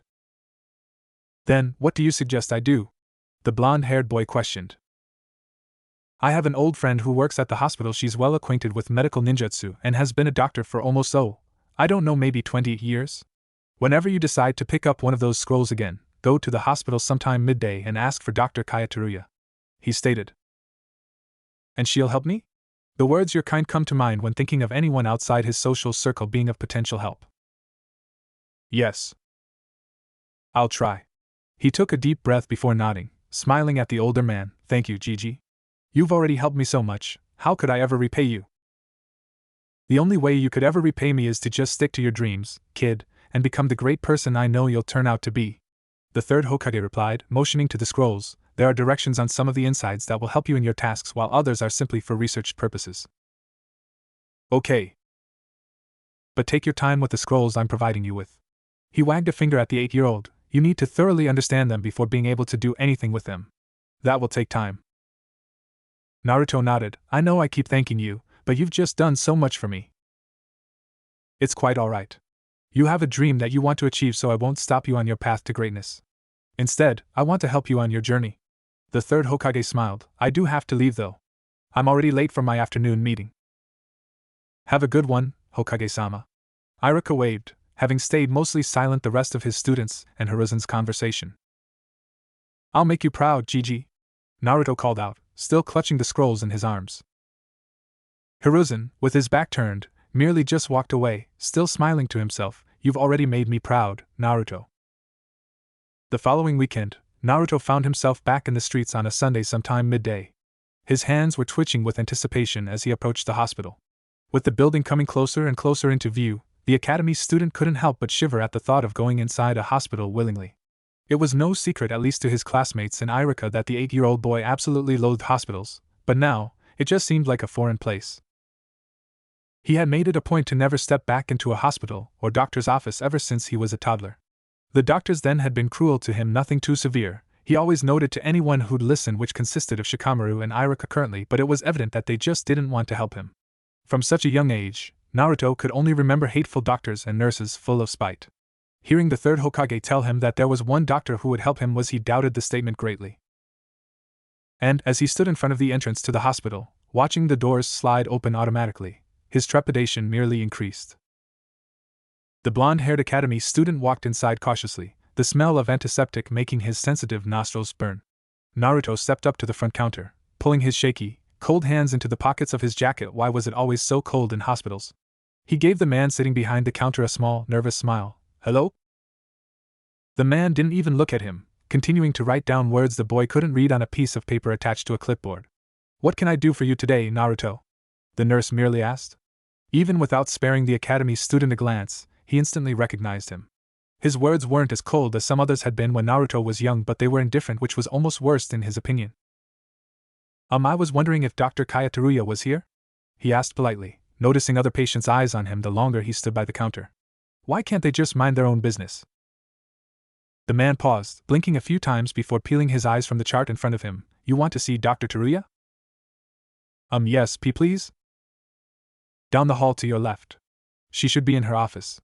He stated with a monotone voice. If she's not there, that would mean that she's operating. If that's the case, you know where the door is. Thank you so much.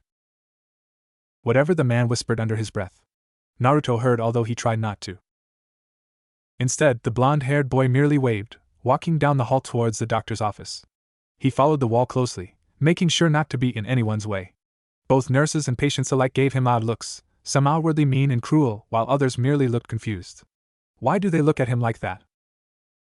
The academy student made his way down the hallway, reading label after label on each door until he saw Dr. Kaya Teruya. He noticed many awards hanging from her door: Best Doctor of the Year, KO Medical Science Prize, as well as all 2 of the 4 Lasker awards. To say he was shocked was an understatement. Sure, the first award listed is one most doctors receive at least once during their career, but to be awarded not 1 but 2 of the Lasker awards is absolutely insane. Well, when you're a doctor for that long, Naruto supposed it would make sense to have such amazing awards. The door to the woman's office was ajar, bustling noises being heard from inside. Naruto cautiously knocked on the door frame. Dr. Teruya? A head popped out from the side of the door, the disheveled woman tensing at the voice before swinging the door open abruptly. My boy, you startled me! She exclaimed, laying a wrinkled hand over her chest, sighing in relief. You must be Naruto. It's good to finally meet you. I wasn't expecting to see you so soon. Come in, come in. The older woman ushered him into her office. Oh, yes, I'm Naruto Uzumaki. It's nice to meet you too. This was not the reaction he was anticipating. He walked inside with an air of caution, taking a look at all the things placed precariously in her office. To be frank, it was a mess, and it made a certain notch inside the boy fall out of place. How can she work in a mess like this? Does she even know where any of her important documents are? Kaya pulled out a rolling chair sitting in a closet that Naruto hadn't noticed earlier, motioning for the boy to take a seat while she went around her desk to take a seat as well. Once the blonde was situated, the woman pulled out a clipboard before reaching behind her head and pulling out a pen from her bun. So, Naruto, from what I've heard from Hiruzen-kun, you've decided to go down the path of medical ninjutsu? Yes, ma'am. The blonde was a little startled to hear the suffix that she used for the third Hokage. They must be really good friends, he supposed. Fantastic. We need more young people in the hospitals and on the field these days. Her words ended with a large smile that helped to ease some tension in Naruto. Now, he did mention that you've managed to get your hands on some medical revival practice scrolls and you were using them by yourself, correct? He nodded. Yes, ma'am. Do you have them with you? Kaya questioned curiously. Naruto nodded, pulling the 4 scrolls from his backpack that he'd brought with him just in case. He laid them out carefully in front of her prying eyes. Once they were within reach, the doctor pulled one close, examining it critically before opening one and applying chakra to it. A dead fish greeted her after a second once the smoke had disappeared from the paper. Interesting. What do you mean by that, Dr. Teruya? He asked, hands rubbing together nervously. Is there something wrong with those? Not at all. If anything, for these scrolls to be from almost 2.5 decades ago. These came out around my 2nd year of med school if I remember correctly. Kaya recalled the memory with a fond look on her face. These were remarkable tools then but have since been discontinued due to their difficulty. Many medics in training struggled to revive something as small as a fish, which meant it would have been near impossible to revive a human. Oh. I'm not saying this to you as a deterrent, Naruto. She smiled softly, resealing the dead fish back into the scroll before rolling it back up. If anything, I am happy to see that some of these have survived the Kyuubi no Kitsune attack. Many shops during that time were destroyed by fires, and scrolls such as these were never recovered or unsalvageable. Where did you even get these? Her eyes sparkled with interest, maybe intent on getting some scrolls for herself. Naruto beamed in remembrance of the man who'd helped him acquire a rare medical scroll. These were the only 4 scrolls I was able to find anywhere in Konoha when I was trying to find them several months back. There was only one shop, it's called Noboru's Used Weapons and Scrolls, and he gave them to me. I wanted to pay for them, but he wouldn't let me because Noboru-san didn't think it would be appropriate to sell something so old and worn down, especially a scroll. Did you say Noboru? Kaya's eyes were wide, a hand coming to rest just above her mouth. Yes? And although she smiled brightly, her green eyes were downcast. I can't believe he's still here. I thought he would have left the village. Naruto paused, registering what she'd said. Did you know each other? Kaya took a deep breath, hands clasped in her lap, trying to find her words. Noboru and my little sister, Akira, were married a little over 8 years before they had their son Itsuki, and then, 11 years later, their daughter, Rei. I never did like Noboru, but we had 2 things in common. 1, we loved Akira more than anything, and 2, we would do anything for their kids. The blonde-haired academy student had a bad feeling about where this story was heading. Where are they now? He asked softly. I had been babysitting Itsuki and Rei on the night of the Kyuubi attack while Noboru and Akira were out of town. It happened so fast. 1 minute, we're laughing and talking over a game of cards, and then the next. Kaya's eyes became distant for a moment before she shook herself, continuing with the story. They died that night. I did everything I could to make them comfortable, but I did watch them pass away, and I was the one to tell my little sister that I could not save her babies. I'm so sorry for your loss. It was all he could manage to say in his shock. I've been a doctor for a long, long time, Naruto. In this line of work, you will eventually become emotionally hardened to family members of your deceased patients having a grief-stricken breakdown. You will still be able to comfort them and reassure them that things will turn out all right, but you won't be able to grieve in the same way they can. The older woman sighed out, leaning back into her chair heavily. However, seeing the way my little sister crumbled to the floor and just screamed brought me to tears. She passed away shortly after her children had been killed. It was a heart attack, but I know it was heartbreak. Naruto remained silent, pulling his arms closer to his chest. He didn't have anything to say beyond a nod for her to keep going. Everything she's saying, he's already known from the books in the library to his own research on how to be a better medic. But hearing it from the words of a doctor who's been helping people for almost 30 years makes the reality all the more real. She wiped her eyes. I'm sorry for bringing all that up. We've only just met, yet I've dumped all my emotional baggage on you. I apologize. I guess I was just really shocked to hear that my brother-in-law was still around. I've not spoken to him in almost 9 years after their deaths. I'm glad to hear he is still well, though. Maybe you should go see him?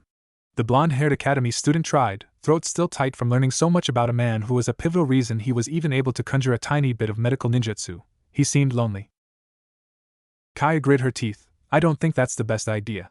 He was very angry with me after the Kyuubi attack. He believes that I was the reason why his kids had died that night, for not doing more or for not doing something different. And, to some extent, it is my fault. I'm one of the best doctors in all of Konoha, and even I couldn't save my niece and nephew. You did everything you could. If even you, the best of the best, couldn't do anything, then there was nothing more you could have done. He tried, peeking up at the woman. You're very kind, but you didn't know me 8 years ago. I was cocky, despite my age. I knew I was the best, and sometimes my ego got the best of me. I grew slack over the years leading up to Itsuki's and Rei's death, and my aversion to continuing to better my skills cost my niece and nephew their lives. The doctor reached a hand out over the medical revival practice scrolls, tracing the intricate designs found along the outside. If there is anything I could teach you at all, it is to never get comfortable in your skills, that you remain stagnant. Always keep growing. It could be life or death for someone should you stop. Yes, ma'am. Dr. Teruya, I promise I'll keep practicing and getting better. For Noboru and Akira. For Itsuki and Rei. For Kaya Teruya.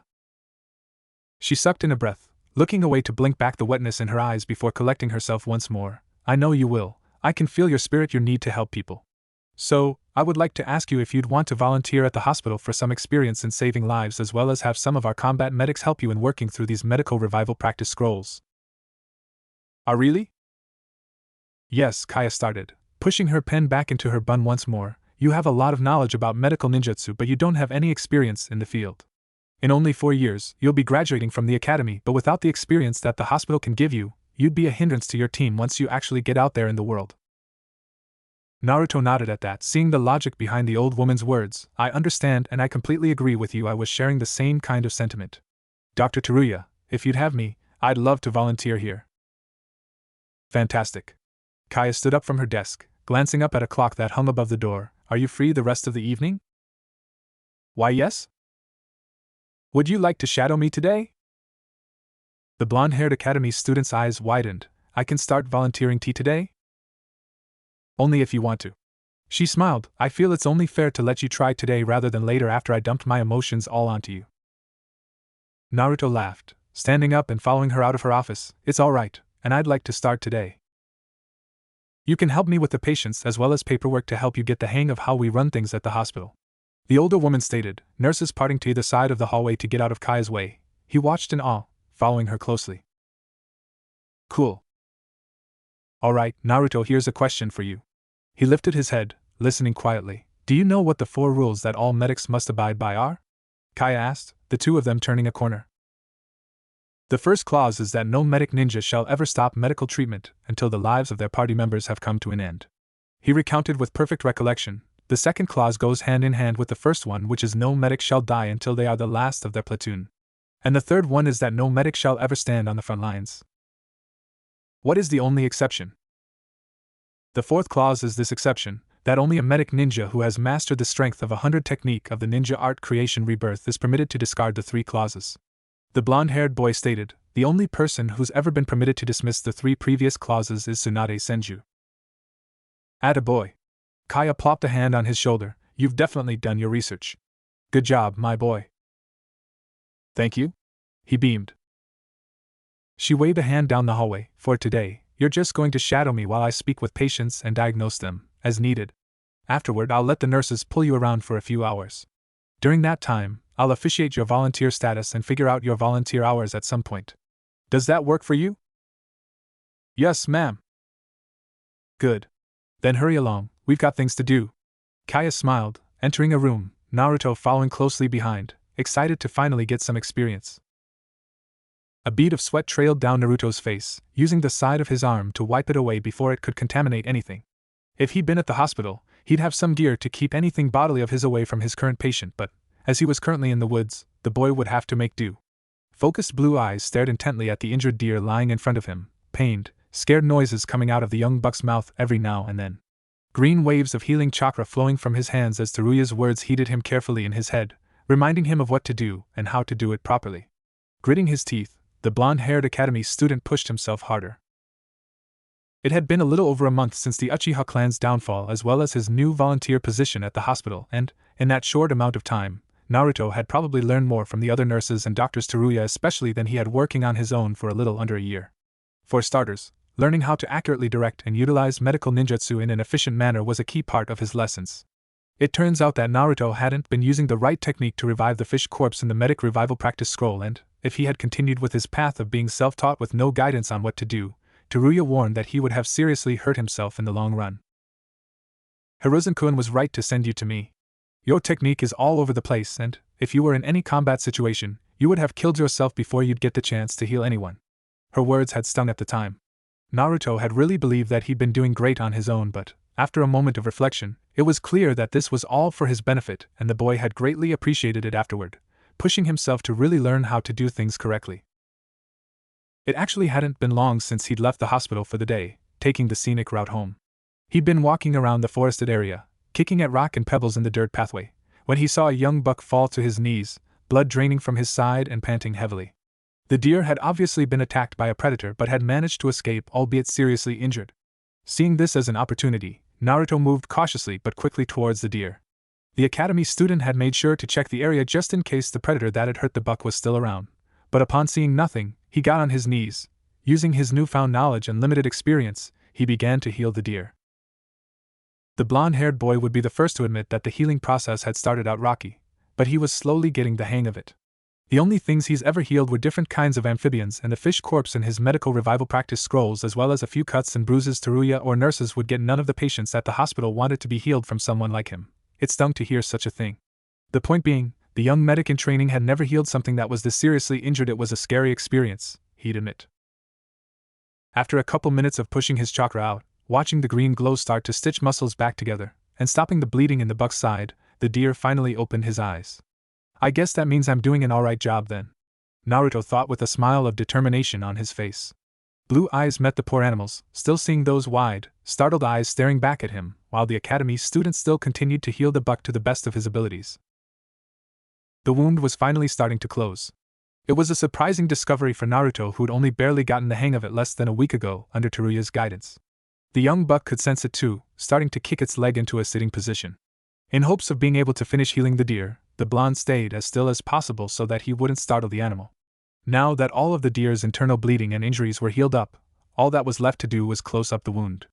Naruto wondered if it was painful to have every muscle stitch itself back up or force the body to close arteries and veins that were gushing blood, if it hurt to get the skin to mold back into place, leaving only a scar as a memory of what had gotten them in this position.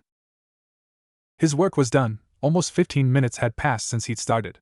Naruto shuffled away from the buck, sitting back on his haunches.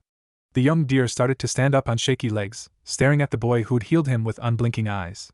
The two were silent for only a moment as the buck finished getting his bearings before bowing his head respectfully, his small antlers touching the bloodied grass below him before walking away slowly. The blonde-haired academy student looked after the buck until he escaped his line of sight, a small smile on his face for doing a good deed. Naruto sighed in relief, looking down at his bloodied hands. He'd forgotten how close they'd gotten to the deer's wound when he'd been healing him. Don't get him wrong, though, the blonde had gotten over his queasiness pretty early on after messing around with bloodied or dead things this past month, but that didn't mean that he liked getting it on his hands. He blinked as an idea struck him. Maybe I should think about investing in some gloves to have on me outside of the hospital. The academy student nodded to himself, solidifying his resolve as he stood up from the bloodied grass. Naruto was about to head home, wanting to wash away the crimson liquid coating his hands and the little bit that had gotten on his shirt, but stopped himself. Knowing how the villagers thought of him, if anyone saw him in this state with blood all over him, they'd probably think he'd killed someone. Yeah, let's not do that, Naruto murmured to himself, turning around and headed for a river he'd passed by when approaching the injured deer. The blonde-haired boy went by the edge of the water, crouching down low so that he could wash away the blood and grim of his job away. He looked at his clothes, finding the only noticeable stains being on his shirt. The medic in training took it off quickly, starting to scrub it in the river water with his now clean hands.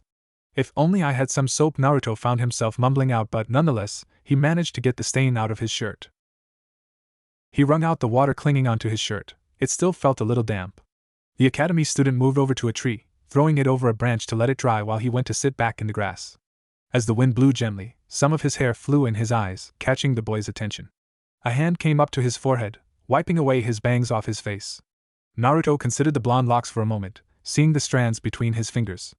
It has been a little while since I cut it, the 8-year-old found himself saying, letting his hand fall beside him. Do I even want to cut it? I've never had long hair before. He took in the scenery with a soft smile on his face, searching the environment for nothing in particular. Without a thought, Naruto shifted until his legs were crossed in a meditation position, letting himself delve into a sense of serenity. It was easy to remember the guide in one of his many books, guiding him in how to meditate. Close your eyes, clear your mind. Think of nothing or everything. Fill your mind with nothing but memories that calm your soul. Slow your breathing down, fill yourself with tranquility. Maintain the serenity for as long as desired. This time, the memories came first before his breathing eventually evened out. Shikamaru came to mind first, bringing a soft smile to the academy student's face. It was easy to remember their conversation from a little over a month ago about the other boy's insecurity in regards to his own hair. Why would he ever think he looked like a girl? His mind ushered out without conscious control as his body became lax in his meditation. I wonder if I grew my hair out, then I can show him that having long hair doesn't automatically make someone look girly. Some time passed before another thought crossed his mind.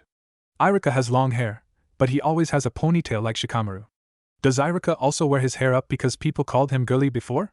Is it really such a big issue if guys have long hair? He pondered these thoughts with a furrow in his brows, almost losing his concentration. Naruto quelled his frustration, getting his breathing back under control. Please don't pity me. Shikamaru's voice rang through his head, startling the blonde out of his meditation, eyes peeling open. The world was a little blurry as he pulled himself together. Naruto rubbed his eyes, sighing out heavily. The way the Nara heir had said those 4 words struck a chord deep within him at his very core for some reason. If it was because they were friends and the blonde hadn't seen his friends hurt, or something else, he wasn't entirely sure. Just the pure pain, his earlier panic, and the hoarseness of unshed tears of trauma that fueled those words made a shiver run down Naruto's spine. The bullying Naruto sustained was never physical, but the abandonment and ostracization he faced day in, day out was enough to give him some desire for comfort from others and a need to please people or, before he got serious about his medical studies, prank people to just get them to look at him. He dealt with all that with a smile on his face and a determination to be acknowledged by the villagers. But what kind of things did Shikamaru have to go through? Was it physical altercations that forced him to cut his hair? Did the bullies of his clan hurt him? Naruto swallowed heavily, eyes gazing into the river unblinking as he tried to herd his thoughts together. The only way to know would be to ask Shikamaru himself, even if it was a sensitive topic. He could remember the way his friend's shoulders shook, the way his voice wavered uncertainly while the blonde-haired academy student had put his hair back into a ponytail with concentrated ease. He slipped back into a fixed meditation position, allowing himself to think about that day in the forest where the two had been sitting on that branch. He flushed a little in embarrassment about his out-of-the-blue statement when he'd called Shikamaru handsome. He hadn't ever called anyone handsome at most. It was thinking that someone was cute or really pretty, but when he thought of the Nara heir, that was the only word he could come up with. Handsome suited Shikamaru, at least to the blonde. He didn't think he was girly like those of his clan thought or pretty like Naruto would consider other guys or girls. He was just handsome. He could feel the wind changing directions as Shikamaru drifted from his thoughts, the blonde falling into a deeper meditation. It tipped between slumber and consciousness, he supposed. I suppose it would be nice to have long hair was the last thought Naruto had before true serenity fell upon him, his shirt still drying elsewhere.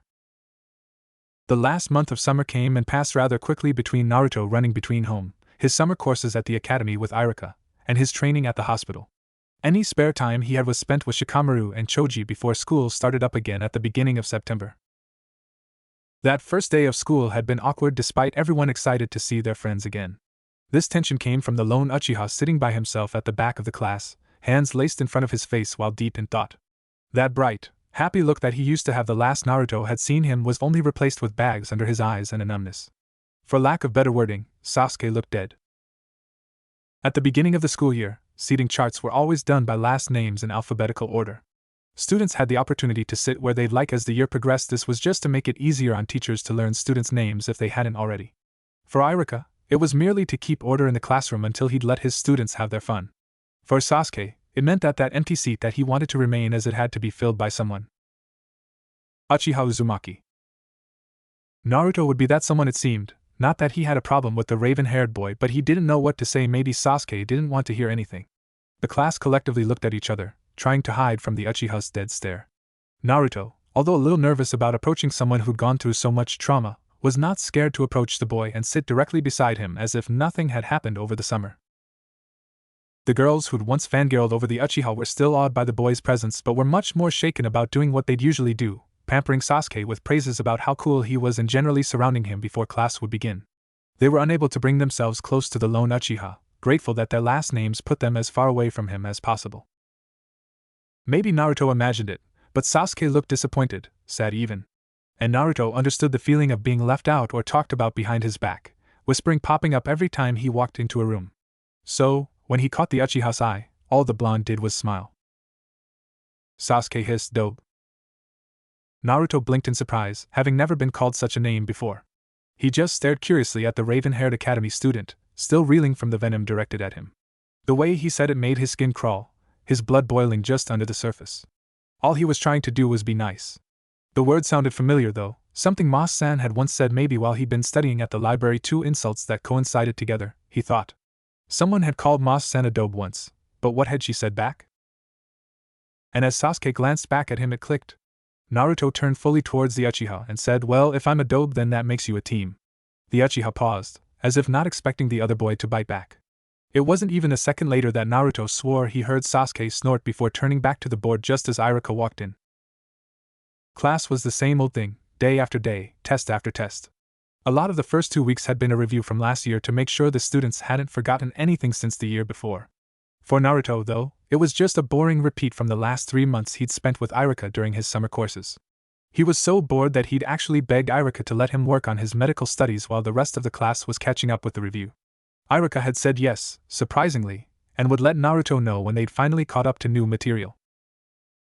It wasn't long afterward that Shikamaru's birthday rolled around late September, the Nara heir inviting the blonde-haired academy student to his birthday party.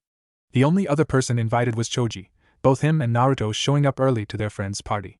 The three of them had a good time between stuffing their face with cake, ice cream, and chips, washing it down with sugary sodas that Shikamaru's mother Yoshino, if Naruto remembered correctly, nagged on about, swearing their teeth were going to rot off. Shikaku the Nara heir's father only laughed, saying that they were young and allowed to have fun.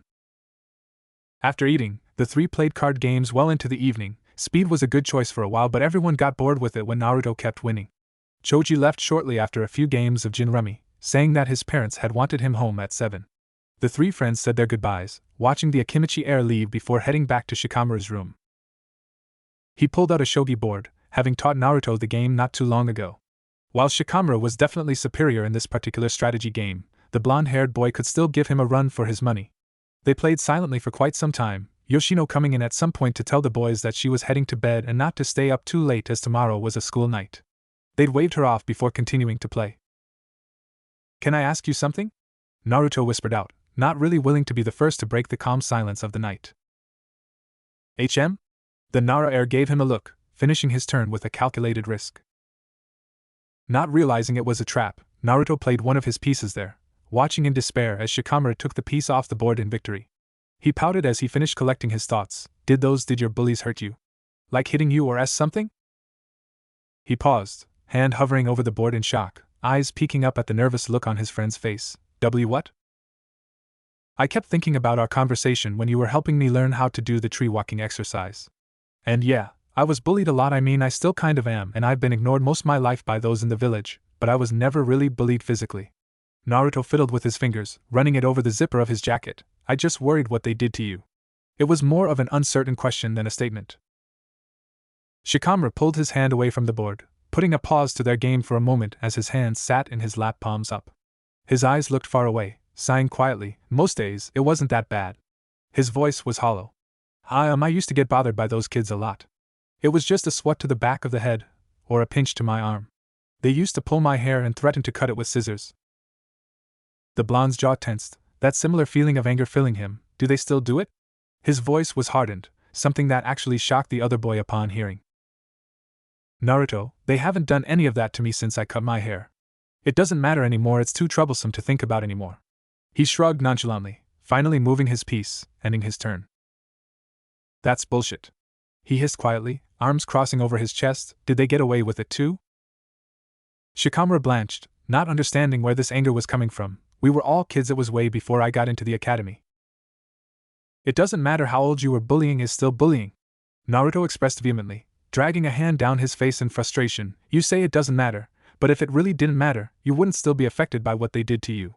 You freaked out when your hair was falling out of your ponytail because you were worried I was going to make fun of Naruto." His voice raised, shoulders shaking with his hands raised in the air as if surrendering. "I don't want to think about the shit they put me through. I decided to cut my hair, and they stopped. I don't have to deal with it anymore, so it doesn't matter. Just drop it." "You know I can't do that," the blonde whispered, moving his piece after a stretch of silence passed through them. A sniffle sounded shortly after, Naruto lifting his head to stare into tearful black eyes. His face softened, moving around the shogi table to sit beside the Nara heir. "I'm sorry for bringing it up, I just couldn't get it out of my head," the blonde-haired academy student said in a hushed voice. Shikamaru leaned over, nestling his head into the crook of the other boy's shoulder, hands still in his lap but just needing some form of comfort right now. Naruto wrapped one of his arms around Nara's shoulder while his other hand reached for one of the other boy's hands. "Why," he hiccuped quietly, why you care so much?" Naruto chuckled softly, squeezing his shoulder slightly. "We're friends, Shika. And I would do anything for you. I care because you're important to me and I hate to see you hurting." His arms resting over the other boy's shoulder lifted up, petting the top of Shikamaru's hair, running his fingers through his ponytail. "You were my first friend, the first person to look at me and go, I'm going to be friends with him, something I've never had before. For the first time in my life, I had someone who didn't look at me with disgust or hate. You are one of the most important people in my life, Shika." The black-haired academy student sniffled, letting go of Naruto's hand to wipe his tears away. "I don't know how you keep getting me to cry, troublesome brat," he said with a little more life to his eyes. The other boy barked out a laugh. I'm just good at comforting people, I guess. Yeah, you are. Shikamaru smiled softly, leaning in more, content to just stay here with his best friend. Not even Choji and I cry around each other, to be honest. It's fine and I'm sure Choji doesn't mind it either. Naruto sat and continued to play with the other boy's hair. Did you want to finish our shogi game? He hummed again, not really, feeling kind of drained right now and tired. If you want to go to bed, I'll head home then. He moved to get up but stopped by a hand on his shirt. Do you want to spend the night? Shikamaru asked hesitantly, either having spent the night over at either's house since their friendship had started. It's really late right now and I don't really like the idea of you walking home by yourself.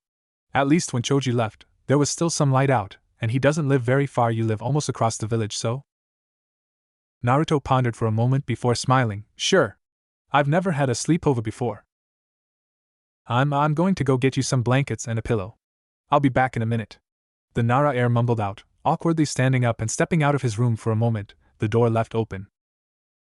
The blonde-haired academy student stared after him, a smile on his face.